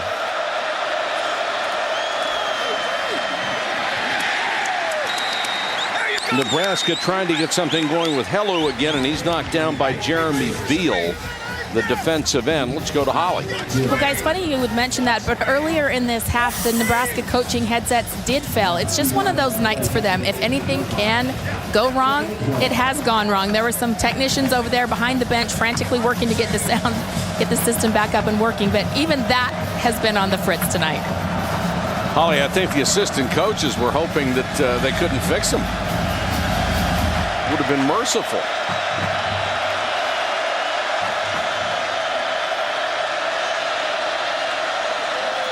Blitz coming. Gans. Flanker screen. Swift. Check it. Todd Peterson instead of Swift. Let's go to Reese. All right, Mike, coming up on the Pontiac Performance halftime report, Holly was just talking about everything going wrong for Nebraska. Pretty much the same deal at the moment for Texas, down 19-3 to Texas Tech. Red Raiders back in the red zone. Florida and Georgia was a complete beatdown. We'll talk about the best one-loss team in college football and a hit Notre Dame thriller. They got Mark and Lou's entrance, guys. All right, Reese, this is if Texas loses to Texas Tech, it is going to be fascinating what is going to happen in the poll. Gans trying to get outside, tackled inbounds at the 38-yard line. Jackson makes the stop because you'll have Texas Tech moving up. Yep. Oklahoma obviously with a big win here. USC is winning big against Washington, but that's going to Washington. carry a lot of weight. And Penn State is off, right? And that could work to their disadvantage. And Alabama played a team that they should have beaten bad in Arkansas State, but they still played and won. And yeah, it's going to get interesting, but certainly Texas Tech and Oklahoma making a pretty big statement here tonight. Roy Hello Jr. up to the 47. And, of course, remember last November. Yeah. I mean, what didn't happen last November? One stunning upset after another that really changed the face of the way we look at college football. Clock running. Remember Nebraska with no timeouts. They had to use their timeouts defensively in that first half, so really hurting them here right at the end of the half. One of the things that made Bo Pelini even madder This one down the middle, intended for McNeil, his tight end who had caught 18 balls coming in. Austin Box, a young linebacker, with the coverage. Of course, last November, it was about as stunning as you could possibly imagine. Number 1 went 2-3. Number 2 went 1-4. And 5 of those 7 losses were to teams that weren't even in the top 25. 4 of the losses came at home. And just when you thought, well, it can't possibly happen anymore, it did. Clock stopped, 40 seconds to go. Pressure coming, Gans in trouble, somehow got out of it. Throws on a run. They'd have been better off, actually, if that one was incomplete. It was such a short game to McNeil. And the clock is running. That cost him about 13 seconds to complete a pass that just does them no good.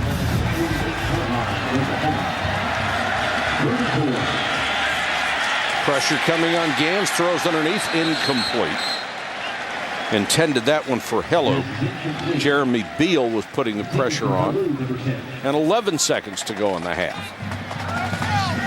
Well, they say this is the time at football games where they sell the most stuff at the concession stand. That people, especially if it's at home and you have a huge lead, people just pig out like you wouldn't believe. At halftime, they go to the concession stand. It's sort of like Todd's Taste of the Town. Yeah. Instead of getting one thing, they sample what you did. I'll have all 3 and just enjoy them. That's what they do at a football game. Well, I wonder if they'll make a mad dash for the concession stand tonight, or if they'll stay and watch the guys from that 71 game being honored. That's got to be a special treat for the fans here as well. And they will kick it away. Alonzo Dennard. Will be a punt formation for Nebraska. You know, the thing I remember too, I don't remember the 71 game other than watching highlights, but that game had such a niche too, being played right around Thanksgiving. You know, it just was a game that was a regional game that had national appeal, I think, because of the programs. And growing up in Ohio, I can remember enjoying watching Oklahoma and Nebraska play. Dominique Franks was back, and then he sneaks up. Yeah, it was a game that everybody watched every year. Yep. I mean, it was guaranteed. There was some enormous number, like 55 million people that watched that game back in 1971. Tomorrow afternoon, is it a formality yet? On ABC, points leader Jimmy Johnson closes in on his 3rd straight Cup title. Carl Edwards and the rest of the Chase Field trying to hold him back. And really, if Jimmy Johnson just stays out of trouble, he's in. Well, staying out of trouble in NASCAR is a little easier said than done. Even if you don't want to swap paint, some other guys do. Yep. And they'll down it and finish the first half. Oklahoma overwhelming Nebraska here in Norman.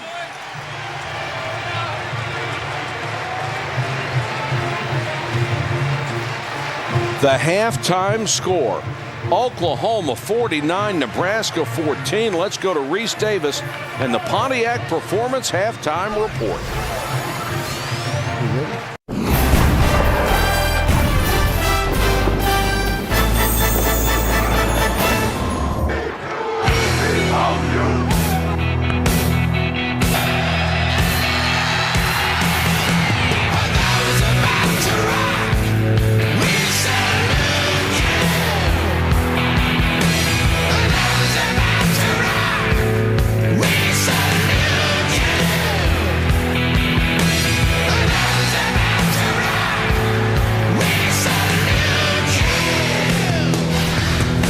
Welcome back to ESPN College Football Prime Time, presented by Hampton Hotels. Here are the first half stats. Surprisingly close, 305 to 224. 3 turnovers, however. That led to 21 Oklahoma points. Well, those 3 turnovers occurred in Nebraska's first 5 possessions, too. I mean, the game was really out of reach very, very early on, and they settled down and moved the football in the first half, in the second quarter, but boy, they were in a huge hole. Yeah, it got ugly early. Nebraska gets the ball first to start the second half. Niles Paul from the 2.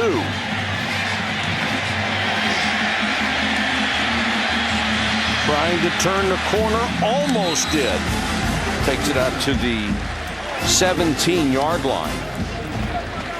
We talked about it's tough to evaluate a game like this, of course, because of the turnovers. Yeah. But we talked about how good Oklahoma is. We had the good fortune to see them earlier this year at Washington, and this really is good football. Well, particularly offensively. Offensively, they're as good as I've seen. I mean, they've got great balance. They can run. They can throw. They've got a quarterback who makes great decisions. Yeah. Defensively, they're athletic and they can run, but they still have a tendency to give up some plays. And I think that's the biggest area of improvement for them, because as you look at their schedule, they've got some good offensive football teams that they've got to play yet in Texas Tech and Oklahoma State. So defensively is where they really need to step up. Roy Hellu Jr., who made a statement in the first half, making another one as he gets down near the Oklahoma 40-yard line. The young man out of Danville, California, getting a lot of work. Nice job by Hellu. He just found the hole. I mean, the linebacker came through, Travis Lewis came through the outside gap. He saw that and stepped inside and found a little crease and then got to the outside. A nice read by Hellu on the run. He just froze the safety, Lendy Holmes, and went around him. Yep. That'll make the Nebraska coaching staff feel a little bit better. Gans under pressure, throws on the run incomplete, intended for Swift. Good coverage by Brian Jackson. Here's Holly. Well, checking in with both coaches at halftime, how they manage a game when it's so out of balance like this. First of all, Bob Stoops says it doesn't matter. We play just the same. It doesn't matter what the score says. He's looking for execution from his team. He said particularly on defense, we have to be better on defense. Now, for Bo Pelini, I asked him what the tone was in the locker room. He said, I had to just be matter of fact. We got beaten all 3 phases. Screaming and yelling was not going to help these guys at that point. He said, I was proud that they had some fight in them, came back and scored twice. But bottom line, we have to play like it's 0-0. And Holly, that was very interesting, because exactly that's what Todd speculated earlier in the ballgame, that Bo Pelini did not want to see his guys give up. Right. He wanted to see that fight, and he did see it. Yeah, I think he did. And I think it's interesting what Holly just said. Is with Bo Pelini in Nebraska, his team has to play like it's 0-0. Don't worry about it. Let's just try to win the third quarter right now. And then if we do that, let's try to win the fourth quarter. And Nebraska, you can't really say play like it's 0-0 because they know they've got a big lead. Sure. But you want to see them stay focused and execute and make plays and not let down on your intensity.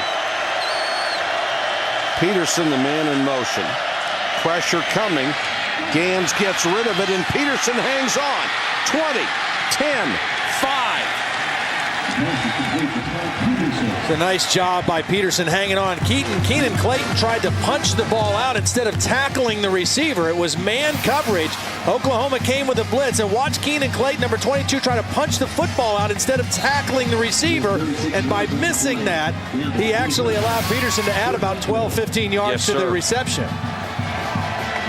I always get a kick out of coaches trying to say, well, let's play it like it's nothing. Yeah. If you could convince a locker room full of kids that it was nothing, those are guys you wouldn't have recruited in the first place. Or they would have been able to get in academically. That's right. Roy Hellu Jr. trying to get to the outside. Nothing there, and he's driven out of bounds back at the 10. Good tackle by Lendy Holmes coming up from the safety spot.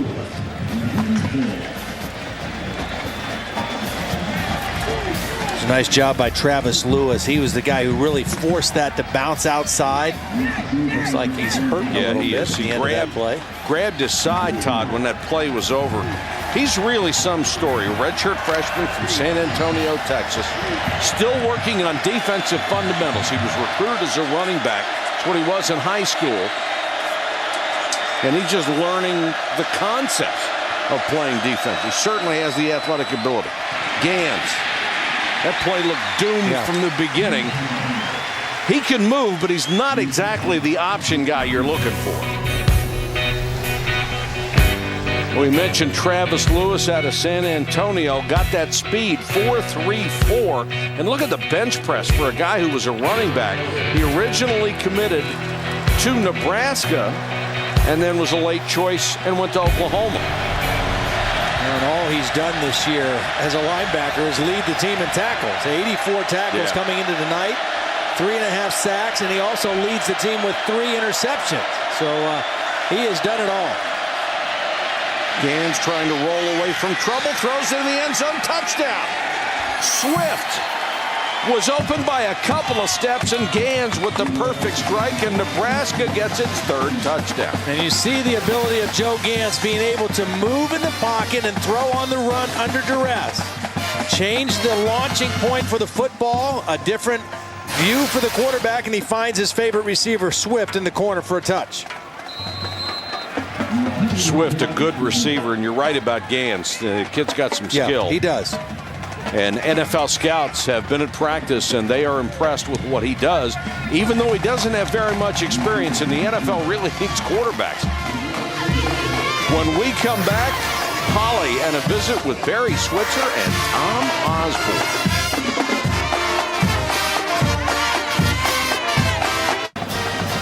Very nice scene before the ball game as the university honored both members of the Nebraska and Oklahoma football teams and coaching staff from the 1971 Game of the Century.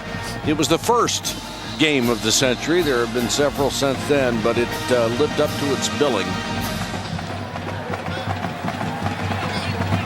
Yeah, that highlight of Johnny Rodgers' punt return is kind of one of the most lasting memories in college football. One of the most replayed plays you've ever seen.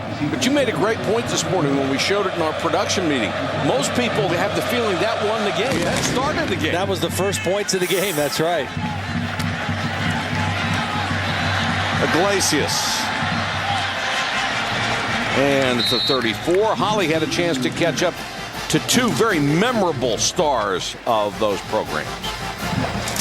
Well, these were 2 offensive coordinators for that game of the century. Coach, what do you remember the most about that big game? Well, I remember losing. That's the first thing I remember about it. We played, there was 2 great teams all year long on a collision course, and it aimed on Thanksgiving Day.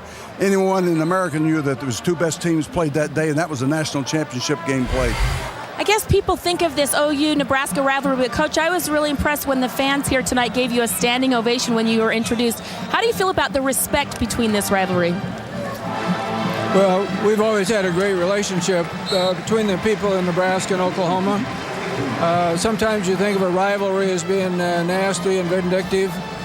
Barry was never that way, I was never that way, and our fans were never that way, and the players always got along. So I think it's a great tradition and probably a rivalry in the very best sense of the word.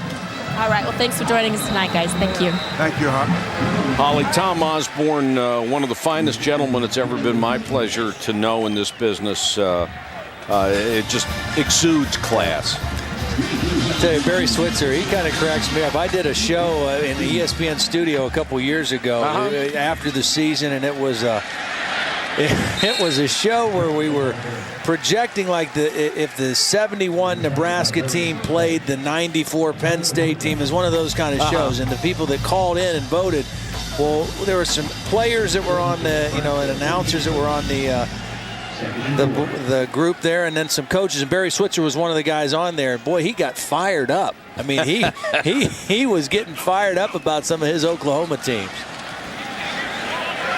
Well, he was always fired up. Yeah. This one's complete to Gresham. Flags it down. That'll be a late hit. This guy is he is a unique talent now, Gresham. I mean, you think about it, he's a tight end. He's 6'6", 261. He's a junior. And he can run. And he's got big, strong hands. He's a very difficult guy to match up with. Foul, personal foul, late hit on the defense, number 3. Half the distance to the goal, first down. When you have a guy like this, he's too big for a safety, and he's usually too fast for a linebacker. And that time, nobody covered him. I mean, he just found a hole in the defense. Ricky Tenarce just comes over and makes a really stupid play. So it's a first down at just inside the 15-yard line. Chris Brown, the tailback. A lot of room to run on the right side. And Brown taken down just outside the 10. Good block by John Cooper. Good tackle by Colton Kohler. the junior walk-on who is playing in the middle for the injured Philip Dillard. Talked about how athletic this offensive line is for Oklahoma. That play was the center pulling. John Cooper is the starting center. He was the guy pulling out and leading that play. One more touchdown and a high watermark for Oklahoma against Nebraska. Bradford wide open. Touchdown, Gresham. Well, when they have scored, they have made it look so easy. Well, Sam Bradford, I know he's got a little bit of grass stain on the back of his pants, but not much. And I don't know, he made a trip coming out of the locker room at halftime and got that, because I haven't seen him get knocked down. 15 of 19, 197 yards, 3 touchdowns. But the protection is just outstanding. And he has been able to just see what he wants to see and put the ball where he wants to put it.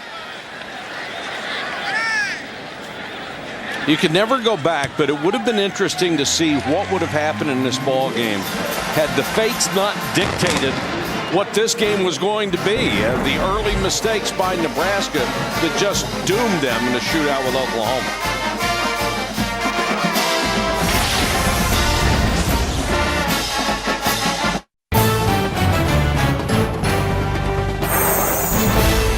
ESPN's College Football Primetime, brought to you by Chase Freedom, introducing rewards points you can use like cash. Visit chase.com/freedom. And the Phenomenal 4 from Mitsubishi. 4 cars, 4 cylinders, 0 compromises. Always fun. Trying to get 40,000 calories in one bag. Let's see, it's been a treat for Oklahoma. It's been a trick for Nebraska.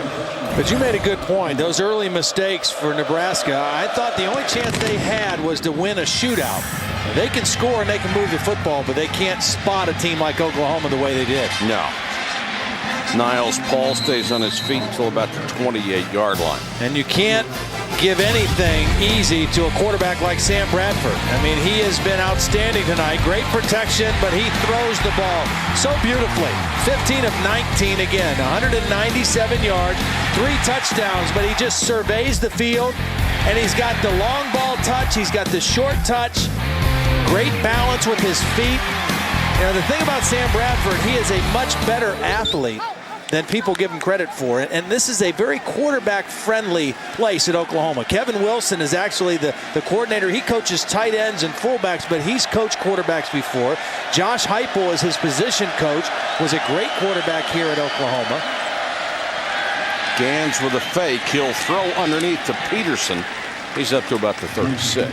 You know, and there's another guy on the Oklahoma staff, Cale Gundy, who is the running backs coach, but he was also an outstanding quarterback here at Oklahoma. So there's a lot of guys that understand the quarterback position that have kind of all lent themselves to the development of Sam Bradford. And you know, I'll tell you what, if you're a quarterback, it's a pretty good place to go. There's Josh Heupel taking a drink right now. He was one of 3 quarterbacks in Oklahoma history. There's Cale Gundy. Heupel, one of 3 who threw for over 4,000 yards in his career. Well, look at the numbers that Bradford has already put up. He's not even done with his sophomore year. By the time he's done, he could own, yeah, I mean, every record in the Big 12 and a lot of records everywhere else as well.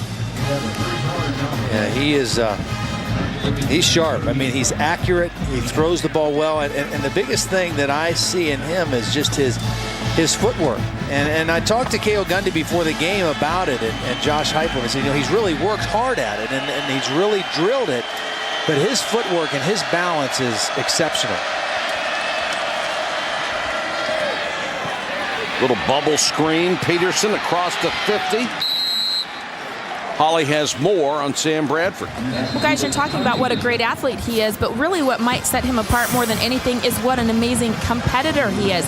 Bob Stoops has told us you guys don't want to compete with him in anything, whether it's a game of golf. He said if our guys split up and want to play pickup basketball, he's one of the first guys picked, not just because he's so athletic, because he just refuses to lose. That's a quiet underlying strength of his that really permeates his football team. I think it's what you really need in your quarterback. I mean, there There are guys like my partner, Todd Blackledge, who has that quiet persona. But I know when you were in college, you were a leader, you were a competitor. I mean, you weren't going to back down from anybody or anything. No, it's you don't have to be loud and outgoing to be a fiery competitor. And listen how quiet it is in the stadium. Yeah. Austin English is the injured player right now, one of their leaders on the defensive front, and it is silent here in the stadium. He's a junior from 6'3", 253 pounds. Missed 3 games earlier, was one of the best pass rushers in the country last year, in the top 20 in sacks. We'll check on him when we come back. November, time to get Todd to talk Heisman. He won't do it till November 1st. The deadline's passed. We'll talk about the Heisman when we come back. ESPN's College Football Primetime is available in sparkling clear, ESPN HD. And if you've got HD, you have seen 77 crystal clear points already. Gans is trying to add to Nebraska's total in the Oklahoma 45. Good protection, pass tipped. Roy Hello Jr. got a hand on it. And then DeMarcus Granger got up and tipped it a little bit. And then Clayton helped break it up. Well, the timing of the throw got disrupted by the tip by Granger, and that's why Clayton was there to be able to bust up the play.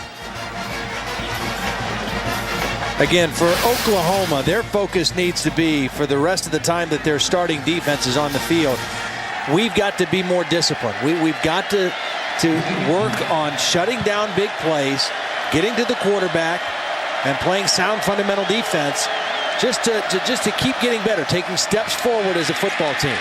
Little misdirection play that didn't fool anybody, not wearing an Oklahoma uniform. The Oklahoma defensive front, the coaches feel, has played pretty solid all year. They've got depth up there, and they're strong on the inside. Probably their best player, Gerald McCoy, number 93, has been their leader up front. A team-high 6 sacks coming into the game tonight. But it's in the back end. The inexperience at linebacker, some new secondary people. That's where they've had some of the issues. And this is a great opportunity against a good offensive football team to try to get these guys grown up a little bit. I mean, this unit is only 54th in the country in total defense. Gans throws, little jump pass, and he got it over the head of Roy Hello Jr. Holly has an injury update for us. Holly? Well, guys, Oklahoma is one of those schools that won't release injury information, but what I've observed is they've examined the left knee of Austin English.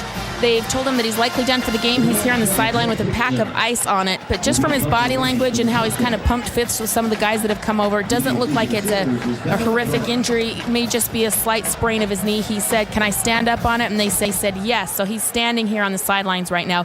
Guys, that would be a huge loss for their defense if it was anything more. Thank you, Holly. Good job. There's so many towns in Texas with great names. He's from Canadian, Texas. Well, isn't he the guy, Holly, also that's got the, he knows about pain. He's played with pain a lot through his career. Let's check in with Reese. All right, Mike, on ABC, Texas and Texas Tech, Jordan Shipley just returned a punt for a touchdown a few moments ago. It is 22-13. As you see, I believe that is Brian Arakpo being tended to on the field for Texas right now as Tech has it back, just picked up a first down. Game's on ABC, 22-13, 9 minutes left in the third.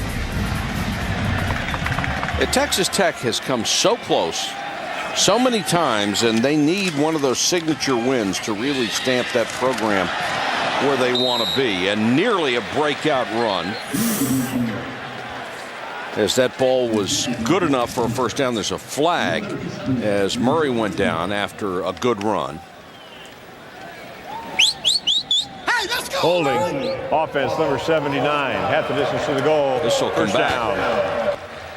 All right, you've held out as long as you could. Yeah. We're going to talk Heisman now. Who do you like? Well, I don't have a favorite right now. I do think that there are certain guys, and 3 of them are quarterbacks from the same league, and one's a quarterback from the SEC. You might think I'm biased being a quarterback, but no. I think those are some of the guys that are playing the best. Colt McCoy and Graham Harrell are going at it head-to-head tonight over in Lubbock. And Sam Bradford, I think, has put up an outstanding performance here tonight. To me, all those teams still have huge games left in the month of November, and that's when the season is really determined, the month of November. And so I think even with the Heisman guys, I think that's when you're going to see who really steps up and wins that award. I think a lot of people thought it was kind of Colt McCoy's to win or to lose, but he's got his hands full tonight over in Lubbock. And, if they don't win that game and Graham Harrell's team wins, that thing could really change overnight. Well, Harrell would certainly step up, with a big game and a huge win. The guy that has surprised me is Tim Tebow. He is certainly, and I'm sure it doesn't bother him in the slightest, as long as they win. He's that kind of kid. He's a special person. But he certainly hasn't put up the kind of numbers that he had last year or that would inspire Heisman talk. Right. Yeah, definitely not the same kind of year. They're not asking him to do as much. I mean, he's managing the game more instead of making all the plays. And they've infused some new speed into their backfield. They're doing some different things offensively, but he's managing the game very well.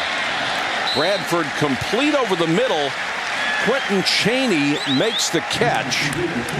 He was hit by Thanars, but not until he got the first down. And we talk about this Oklahoma offense and how good I think they are. I've not seen Florida in person yet, but I think their offense is playing extremely well right now. Really, over the last 3 or 4 weeks, their offense has become very explosive. Well, you mentioned that speed. They put speed in the backfield instead of having it on the outside. And Chaney limps off the field. 5:41 to go, third quarter. A new set of downs for Oklahoma, and the clock is a huge ally for them. And Chris Brown stoned at the line of scrimmage. Here's Holly. Guys, this is where injuries can start to creep up with a big lead and bodies flying around. Quentin Chaney just came out. He's complaining of pain on his right knee. He's already got a sleeve on that. It's been a pre-existing problem for him, but it looks like he's walking around. He's going to try to get back out there. But DeMarco Murray came out. He's holding his back, this left side of his back. They've taken him over to take a look at him, guys. That's not a good sign. Well, Holly, there's a penalty for an illegal substitution against Oklahoma that'll back them up. We have gotten to that point in the season where people's depth is going to be tested because more and more guys get hurt as the season wears along. And now we have a 12-game regular season in college football. Plus, if you have a conference championship game, there's that. So there's 13 games before you get to a bowl game. There's going to be a lot of guys hurt. And this is probably the time also, with the kind of lead that they have, I don't know how much longer Bob Stoops will keep Sam Bradford and the starters in. Here's the guy that was hurt a minute ago. He looks okay right now. Chaney's not limping anymore. 48 yards and another perfect strike from Bradford, who has had immaculate protection. Great protection. Watch his feet. Watch how balanced he is. Balance right up underneath him, and then he throws a strike. Again, we've talked about this over the last couple weeks. The difference between a quarterback who can hit his receivers in stride, where they can catch it and keep running, is a very special thing. Not all quarterbacks do that very well. This guy does it extremely well. Chaney having a huge night. 5 catches, 128 yards. He only had 14 grabs coming in. I think Bob Stoops has to be pleased, at least with his offense, of their continued intensity and focus here in the third quarter. If they can get another score in here right before the end of the third quarter, it might be time to put in some of the backups and rest these guys. They've got a game next week against Texas A&M. Well, they've only scored 56, Tom. Yeah, well. We've hit the 4-minute mark. Bradford again throws this one away. Bob Stoops has been, there's a flag down on the play. Bob Stoops has been so successful here. I think that people lose track of the fact that this team had struggled before he came. In the 10 years before Bob Stoops. Holding, offense number 72, 10-yard penalty, repeat second down. That's on Duke Robinson. In the 10 years prior to Bob's arrival here, they were 61, 50, and 3 and only went to 3 bowl games. So he has turned it around big time. And once you're successful, people just sort of take it for granted that, hey, everything's all right, has been for a long time, and we ought to win everything every year. doesn't work that way. And especially the people here in Norman. I mean, they're 58-2 at home here in Norman under Bob Stoops. They haven't lost a conference game here at home since they lost to Oklahoma State back in 2001. They lost that game 16-13. Every other game in the Big 12 Conference here at home, they've won. Great pass coverage by Blake Lawrence. Crowd wanted a flag, but Bradford is totally unmolested in this second half. I mean, there aren't people within 6 or 7 yards of him, and the only way you're going to have an incompletion is if somebody makes a big defensive play.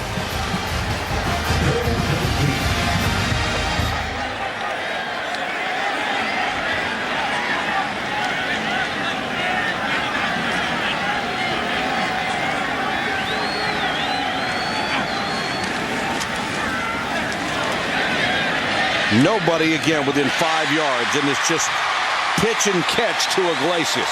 If you can't put any pressure on a quarterback, I mean, you're dead meat. Let's check in with Reese. I'm sorry, I misunderstood. My apologies. What we have here is a 56-21 game. Oklahoma leads and driving. Oklahoma trying to be a team that moves up in the rankings. If Texas loses to Texas Tech, everybody is going to be anxious to move up if number 1 goes down tonight. And it will certainly make the Big 12 South incredibly interesting. I mean, there are 4 teams that are national championship contenders in this league that are all in the same division. Only one of them is going to have a chance to play for a title against whoever happens to win the North. Sometimes life's just unfair.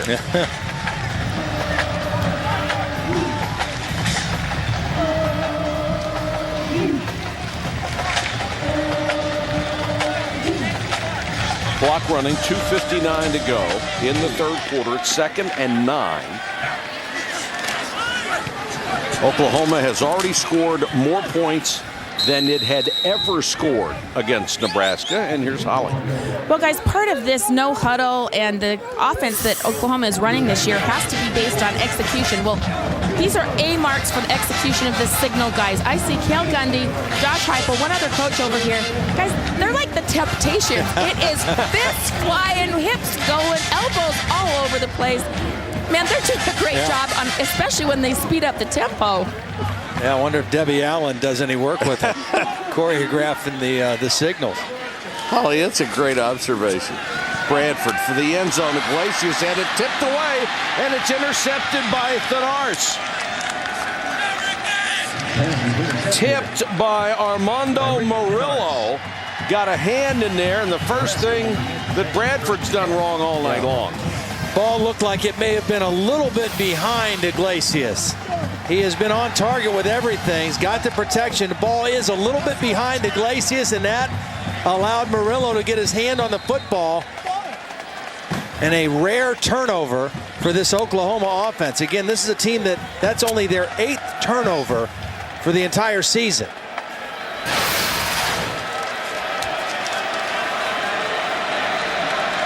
So now the crowd into it. They want the defense to stand up and stop Nebraska.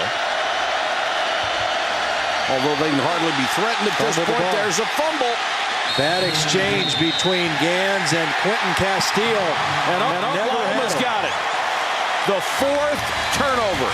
So their defense makes a play, and on the first play from scrimmage after that, they fumble it away.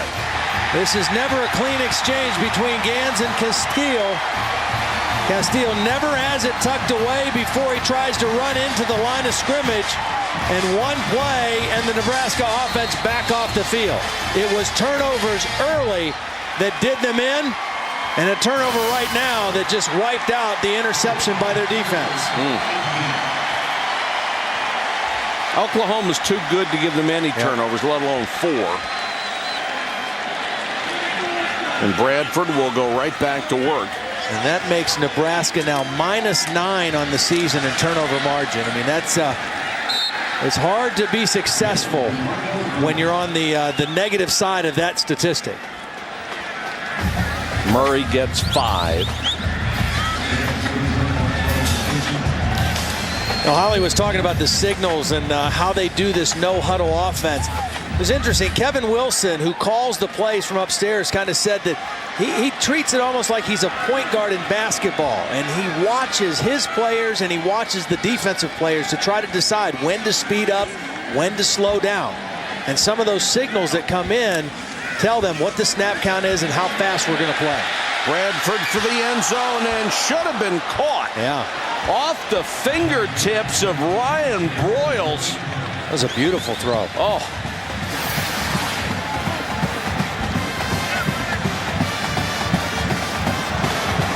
Right over the outside shoulder, away from the defender. Can't throw it any better. Short-armed it. Yeah, a little bit he did. I mean, that should have been an easy pitch and catch. You're right. It was a perfect throw by Sam Bradford. Now it's 3rd and 7.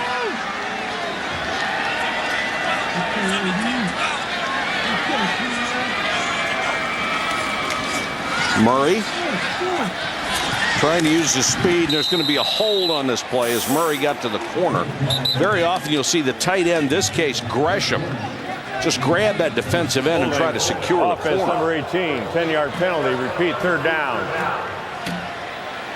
If they decline it, it would be 4th and 3.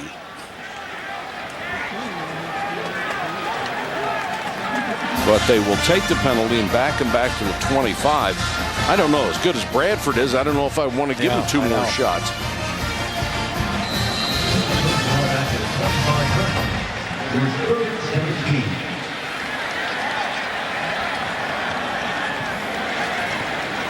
Make it now 3rd and 17.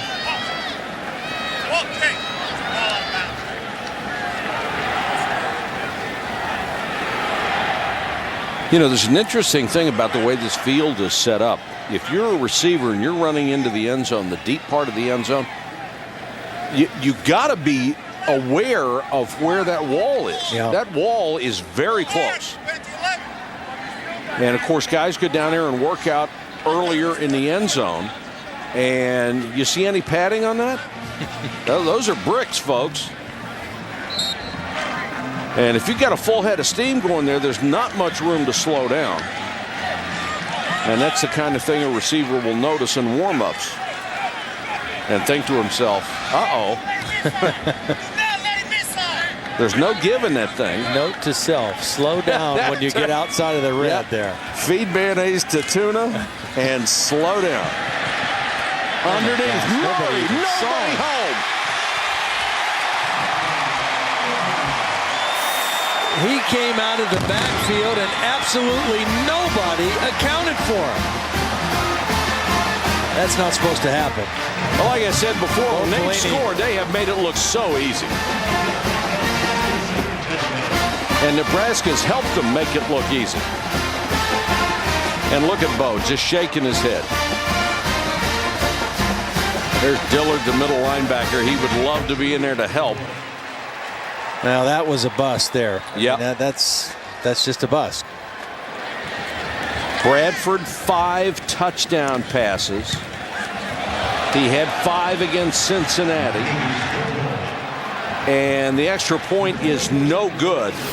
Bradford's pass for 311 yards and the score is 62-21. Well, here's Murray. He's just going to run a little crossing route out of the backfield. Watch, the Nebraska defense just going to part and nobody even sees him. Nobody even goes anywhere near him. That's too easy for Sam Bradford. DeMarco Murray crossed right in front of his face, 5 yards deep. You get it to him on the move, and it's an easy touchdown.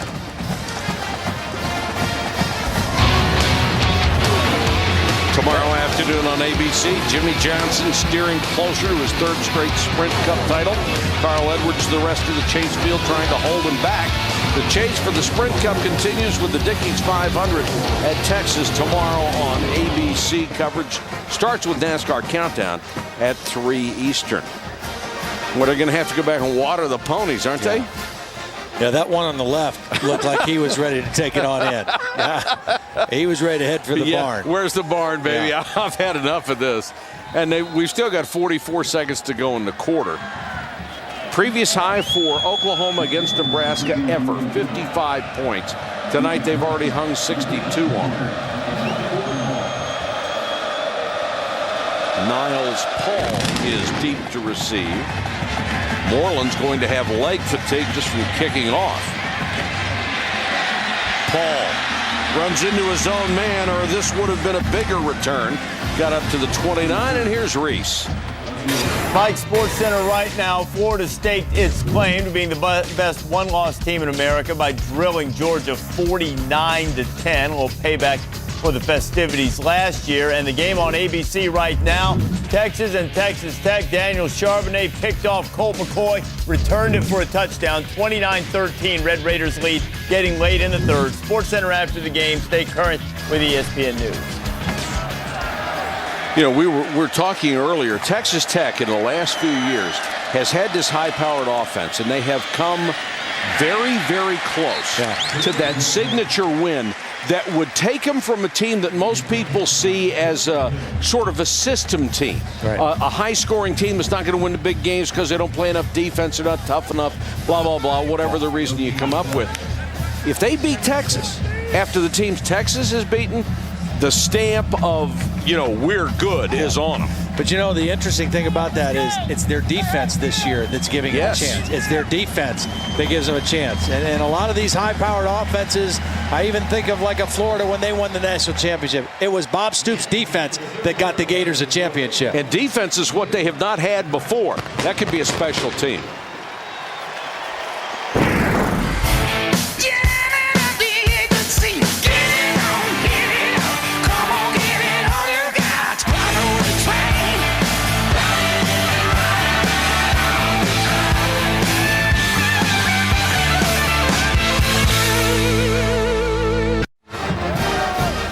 Welcome back to ESPN College Football Primetime, presented by Hampton Hotels. It is 62-21. Most points scored in a conference game since Oklahoma beat Texas A&M 77-zip. Well, earlier they were projected to get 200 and something. Fortunately, they're going to be held under that. Here's Holly Rowe with an equine update. Well, guys, I've been a little concerned about Boomer and Sooner because they've had a lot of work tonight. There's been so much scoring. They've been on the field a lot. I went and checked with their driver, Tyler Silas. He said, you know, the good news is that they get a conditioning program at the farm that they're on. They do a lot of running in the corral. I didn't get their measurements as far as body fat, bench press, or squat or anything. But they're quite lean. They're not breathing hard, and he said he thinks they're going to be okay. Yeah, I don't know which one's Boomer and which one's Sooner, but that one on the left was not pulling his whole weight the last time around. He was letting the other one do most of the work. Gans goes down at the 20. Rare quarterback pressure. Price Macon out of Corpus Christi gets his second sack of the year. I understand PETA has called to say, you know, enough already. Give him a carrot and send him home. Beautiful animals. You know, the funny thing, too, is every time before they score, they fire a cannon or something, and those two horses jump each time. Just like I do. Yeah. You'd think they'd be used to it by now. No, you never get used to cannons.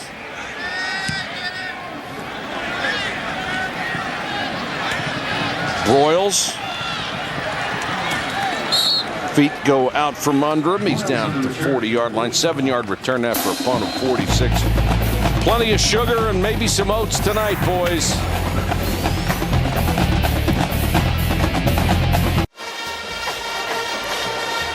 Let's take a look at the ESPNU All-State Standings review, and it starts at the top. It is November, after all. Will number one go down tonight? They're behind 7th-ranked Texas Tech, 29-13. Alabama blew away Arkansas State as expected. Penn State was off, which may hurt them. Yeah. It's going to be interesting. I mean, obviously, the Texas Tech game really kind of holds the key to all the movement that will take place. One of those teams already moving down and out of there is Georgia after getting dismantled today by Florida. Joey Halsley, by the way, the new quarterback, 6'3", a senior out of Huntington Beach, California. He's only thrown 22 passes this year. Was outstanding when he had a chance to play against Texas Tech last season. Threw for 291 yards in that game.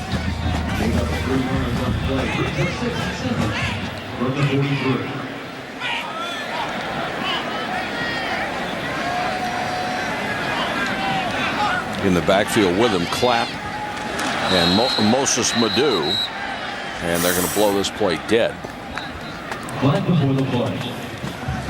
Take a look at what the top three in the BCS have left.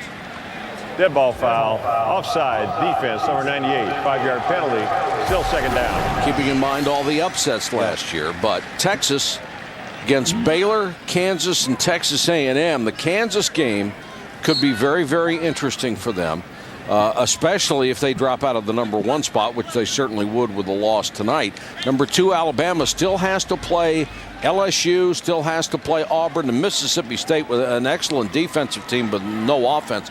Penn State, that Michigan game is looming larger and larger. Michigan State, yeah. I'll tell you what, next week at Iowa is not going to be an easy game for Penn State either. Iowa has always played Penn State well.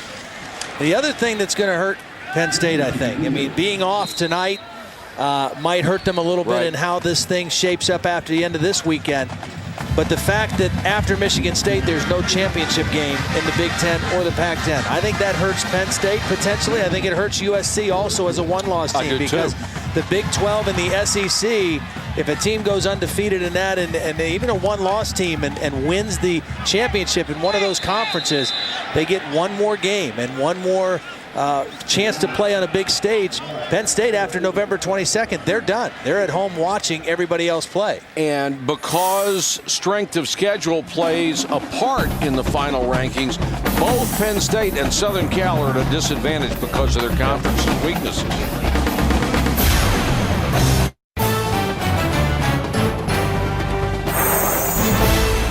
ESPN's College Football Primetime is presented by Hampton Hotels. At Hampton, we love having you here.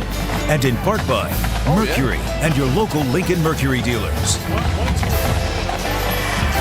Welcome back to Norman, Oklahoma, one of the shrines of college football, where the Sooners are laying one on Nebraska 62-21.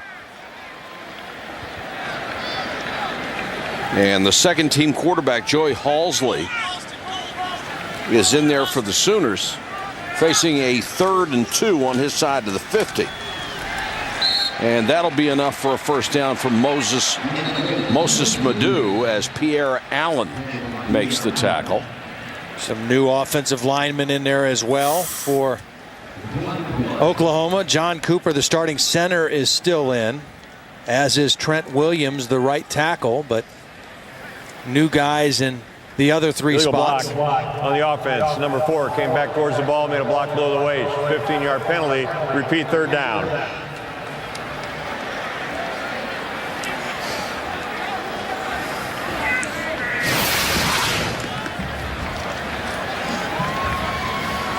And there's the illegal block. Jameel Owens, a young receiver, getting his chance to get in the game now, a freshman. Ball moved back to the 35-yard line.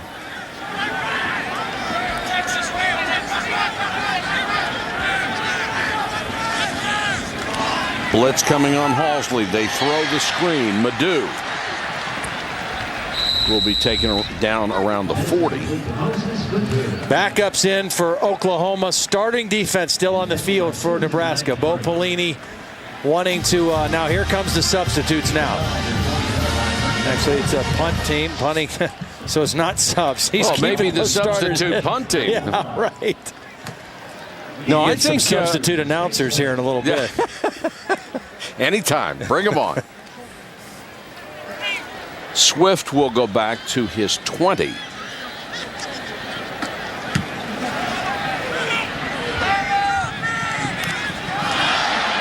think that hit an Oklahoma player. I think it did too.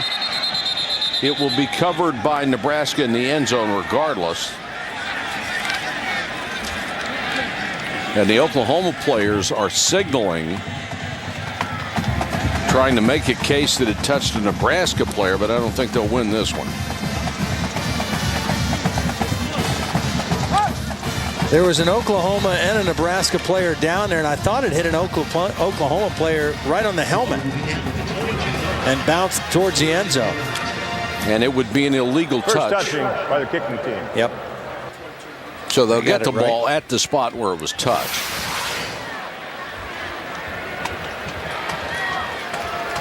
Doink right there. Brandon Caleb. That sound will get your attention when you're not looking. Roy Hello Jr. across the 25, and here's Reese. All right, Mike and Todd, Texas not quite done yet in Lubbock. Colt McCoy to Malcolm Williams. Slips a couple of tackles, gone. 2-point conversion not successful. It's a 10-point game as they go to the fourth quarter. Red Raiders leading #1 Texas on ABC. Well, you know Colt McCoy's not going to give up. He is just an unbelievable talent who's had an incredible year.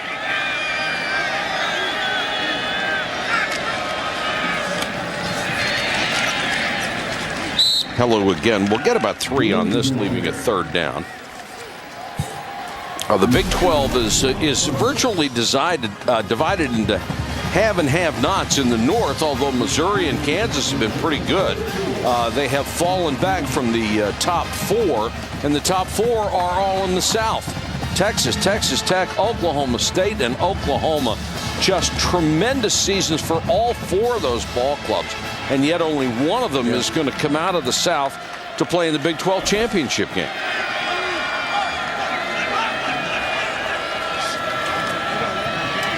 Gans with good protection this time. Pump fake, trying to keep alive. Flag is down. He completes the pass to Swift. Even though that is true, only one of those teams can come out to play in the championship game. There is an interesting scenario, and now obviously Texas has got their hands full right now, but even if Texas would come back and win, Oklahoma, even though they would not get to the championship game. Holding. Offense, number 65, 10-yard penalty from line of scrimmage. Repeat, third down. Try again. Even though they could not get to the championship game, there is a scenario where they could still find their way in the BCS championship game. And that's not completely out of the realm of possibility. There is no stipulation that you have to play in your championship game of your conference or be your conference champion to play in the championship game. And so Oklahoma, obviously, their main focus is not necessarily who wins or who loses around them. They just need to take care of their own business right now. Part of that scenario would be if you didn't get into the championship game and the other team did, and they lost in the championship game, and you were close enough, you would have a chance to skip over them and be the higher-rated team. Now, if there is a tie in either division, the highest-rated team in the BCS standings goes to the championship game. So the BCS standings are going to be far more important than the standings themselves in the South if there is a tie.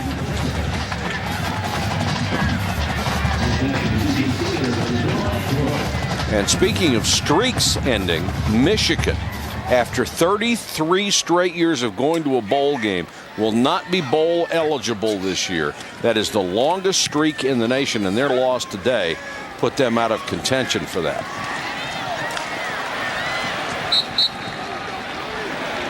When we come back, we'll take a look at tonight's photo album, New Technology Meets Old-Fashioned Images.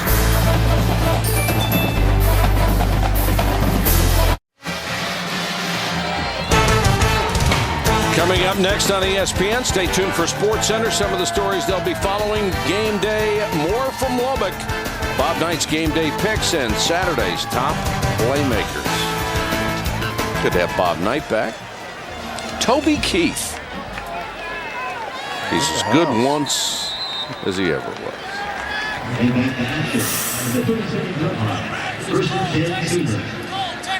Don't give me that funny look.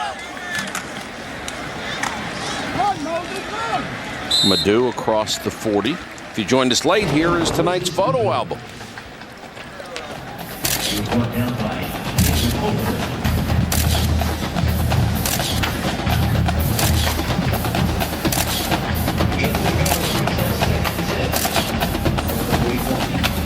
Whoa, big fella.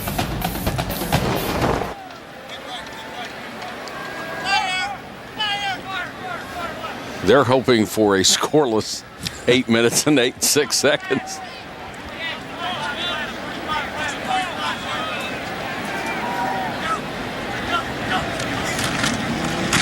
Madu can't get outside. Holly Rowe. Well, as we mentioned earlier in this show, we've got a flag. Let me have you talk about that.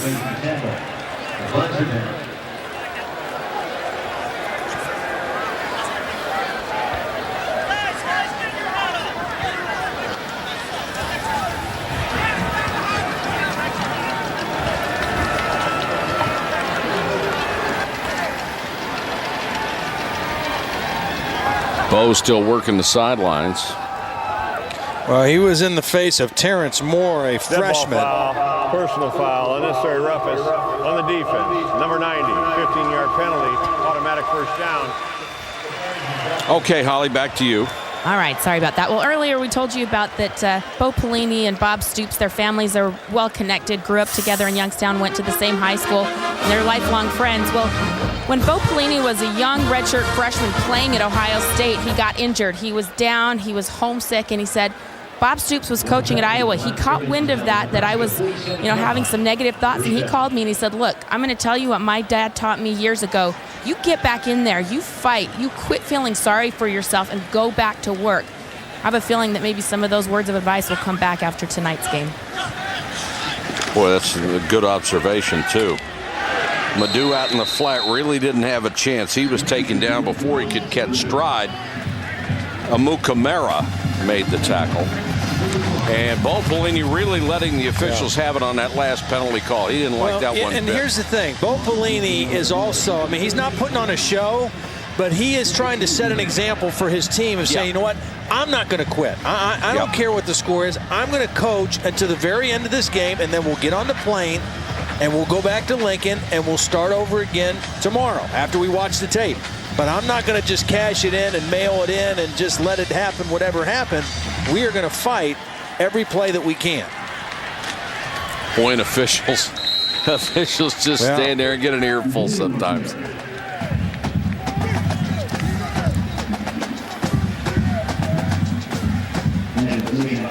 You got to be half deaf sometimes. Just stand there and let them vent.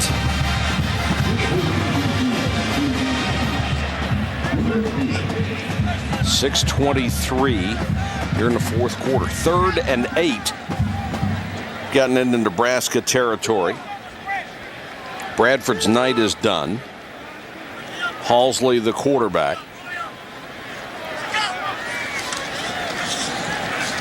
Halsley wants to throw out in the flat, incomplete, intended for Brandon Caleb. Got a red zone alert for Texas and Texas Tech as the Red Raiders are driving again on number 1.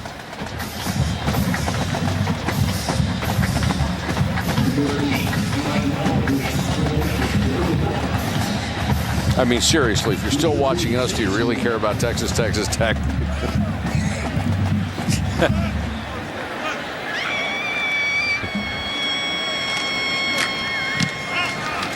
I think you're more interested in Nebraska and Oklahoma.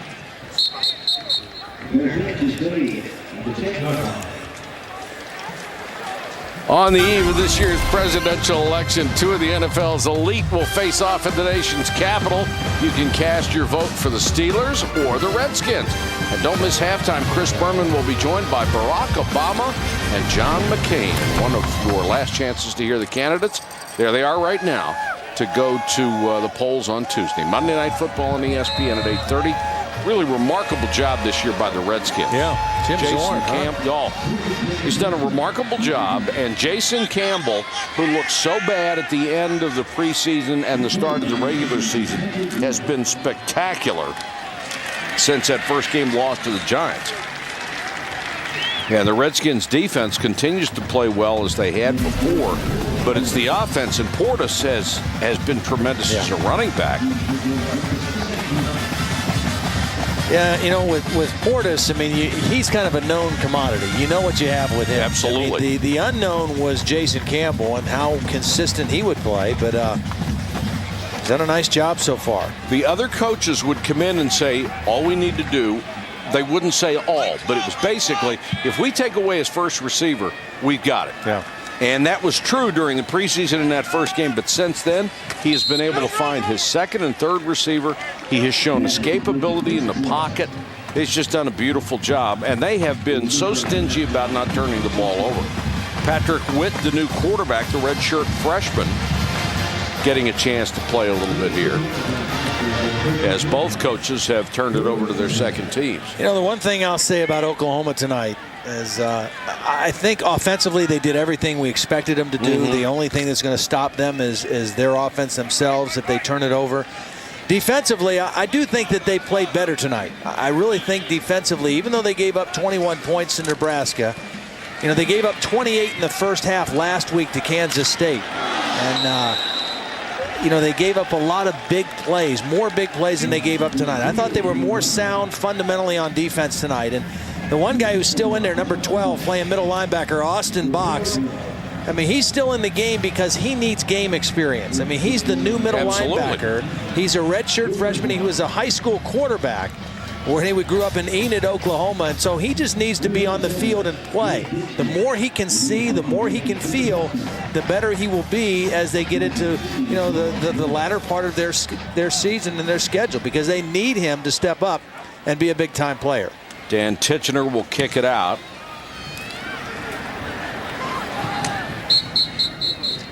Broyles will make the fair catch at the 38-yard line upon 44.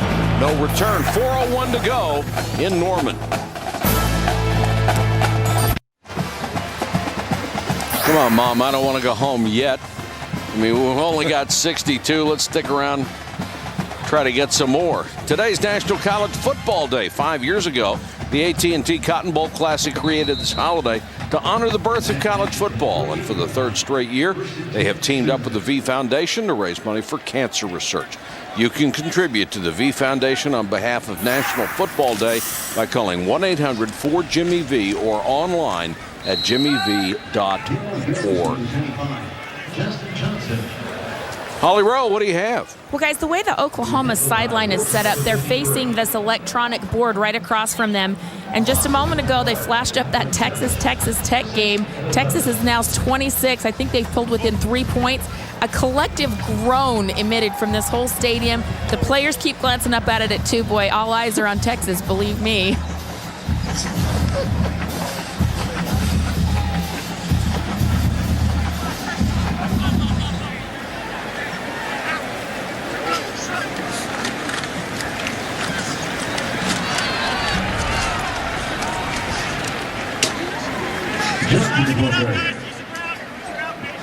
Let's check in with Reese Davis. Hey, Mike, tell Holly to stop trying to render me obsolete. Here's the Texas touchdown she was talking about. The Longhorns had just blocked a field goal, and on the first play, Colt McCoy to Malcolm Williams.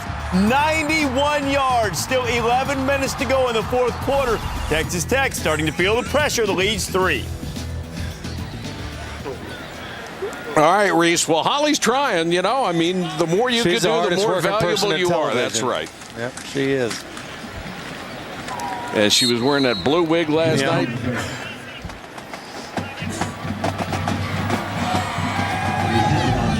Well, a couple of the one-loss teams making pretty strong statements today in college football. The Florida Gators, the Oklahoma Sooners, USC with a big win. The month of November is going to really be interesting, just like it was last year. I mean, that was one of the craziest months ever in college football. Promises to be a similar finish this year. It was the most unbelievable November, and we've been watching college football for quite a while. Most unbelievable November I ever saw. And if this is even 10% of what last year was, it would be interesting. Here's what lies ahead for Oklahoma, that Texas Tech game. Yeah, well, look, they got an open week before that, too, which is good for Oklahoma, preparing for that offensive Texas Tech. And then they've got to play Oklahoma State, not only a huge rivalry game, but the number 9 team in the country. This conference just so loaded with tremendous ball clubs. And it all goes to what you were talking about earlier. It's a league of quarterbacks, just so many tremendous quarterbacks, and you can run any kind of offense that you want if you have a guy that can deliver the ball.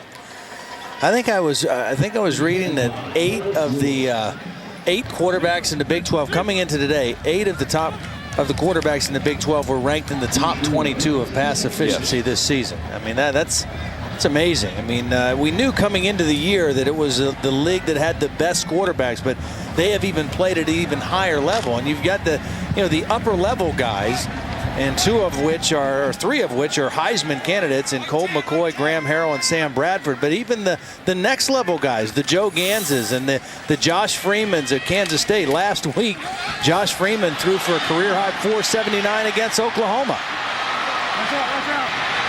And here goes Roy Hellu Jr. with another good run. This kid has really shown some ability to get outside and shown tackle-breaking ability as well. He gets 57 on this one. You know, looking at him on the field before the game, he's not a very big guy. He's not a stocky back, but he's got some strength in his lower body, and he's got that speed. Poor tackling by Oklahoma at the point of attack. And then he makes him pay on the outside. They didn't get him on the ground. And he doesn't look that fast, but every time you look up, he's running by people. 15 carries for 154 yards tonight. That's a pretty decent night's work.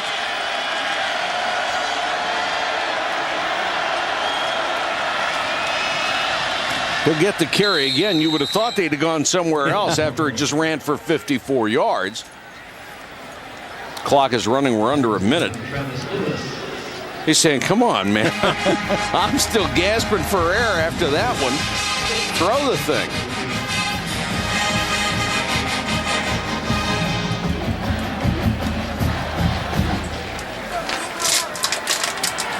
Well, we always said this about the SEC. If you can get through the SEC with one loss and win it, you're probably the best team in the country.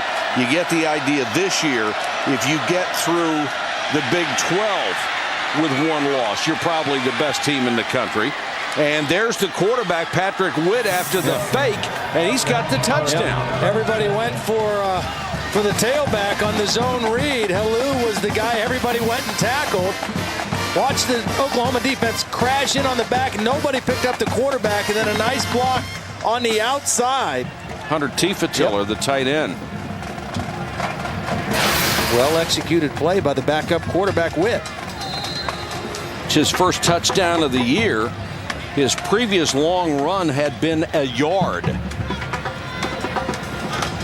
And there are giant grasshoppers flying into our booth. The size of Cessnas.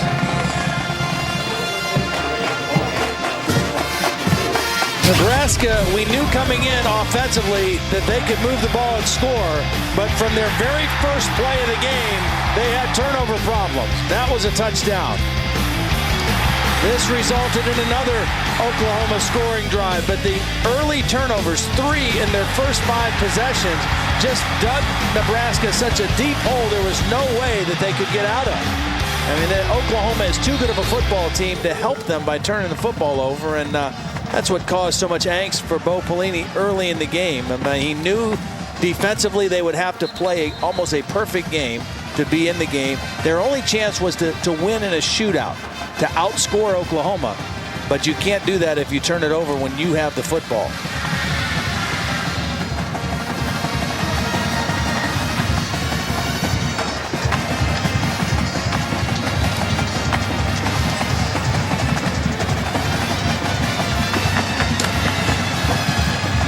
Well, we certainly didn't expect 62-28.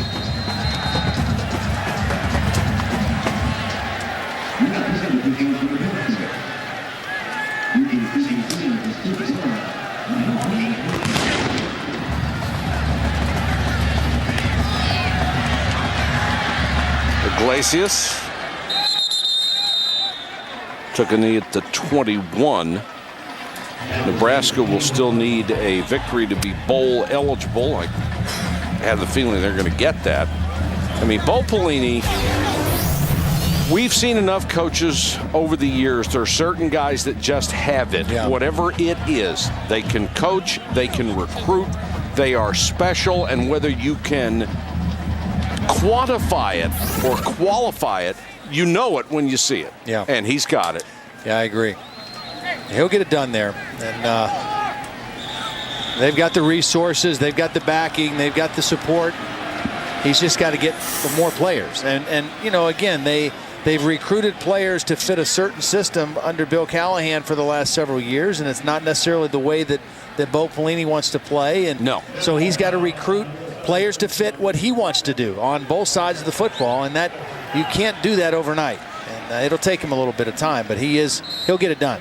When Steve Peterson, who was the athletic director, passed him over the first time, he was the defensive coordinator. Just about everybody there thought it was a terrible mistake. Yeah. It turned out to be one. They tried to change the culture of the program. They shut out older players. They made a whole bunch of changes, all of which blew up in their face, basically. But he'll get it done. Bo Pelini is going to be a tremendous head coach for this ball club. And he told us, he said, what we want to do is we want to get our program to where Oklahoma's is right now. That's the program to model after. And where Oklahoma is right now is pretty good. Oklahoma wins it tonight, 62-28. Coming up next, stay tuned for SportsCenter and for a wrap-up of this game. Catch us on ESPN News in just a few minutes. This has been a presentation of ESPN, the worldwide leader in sports.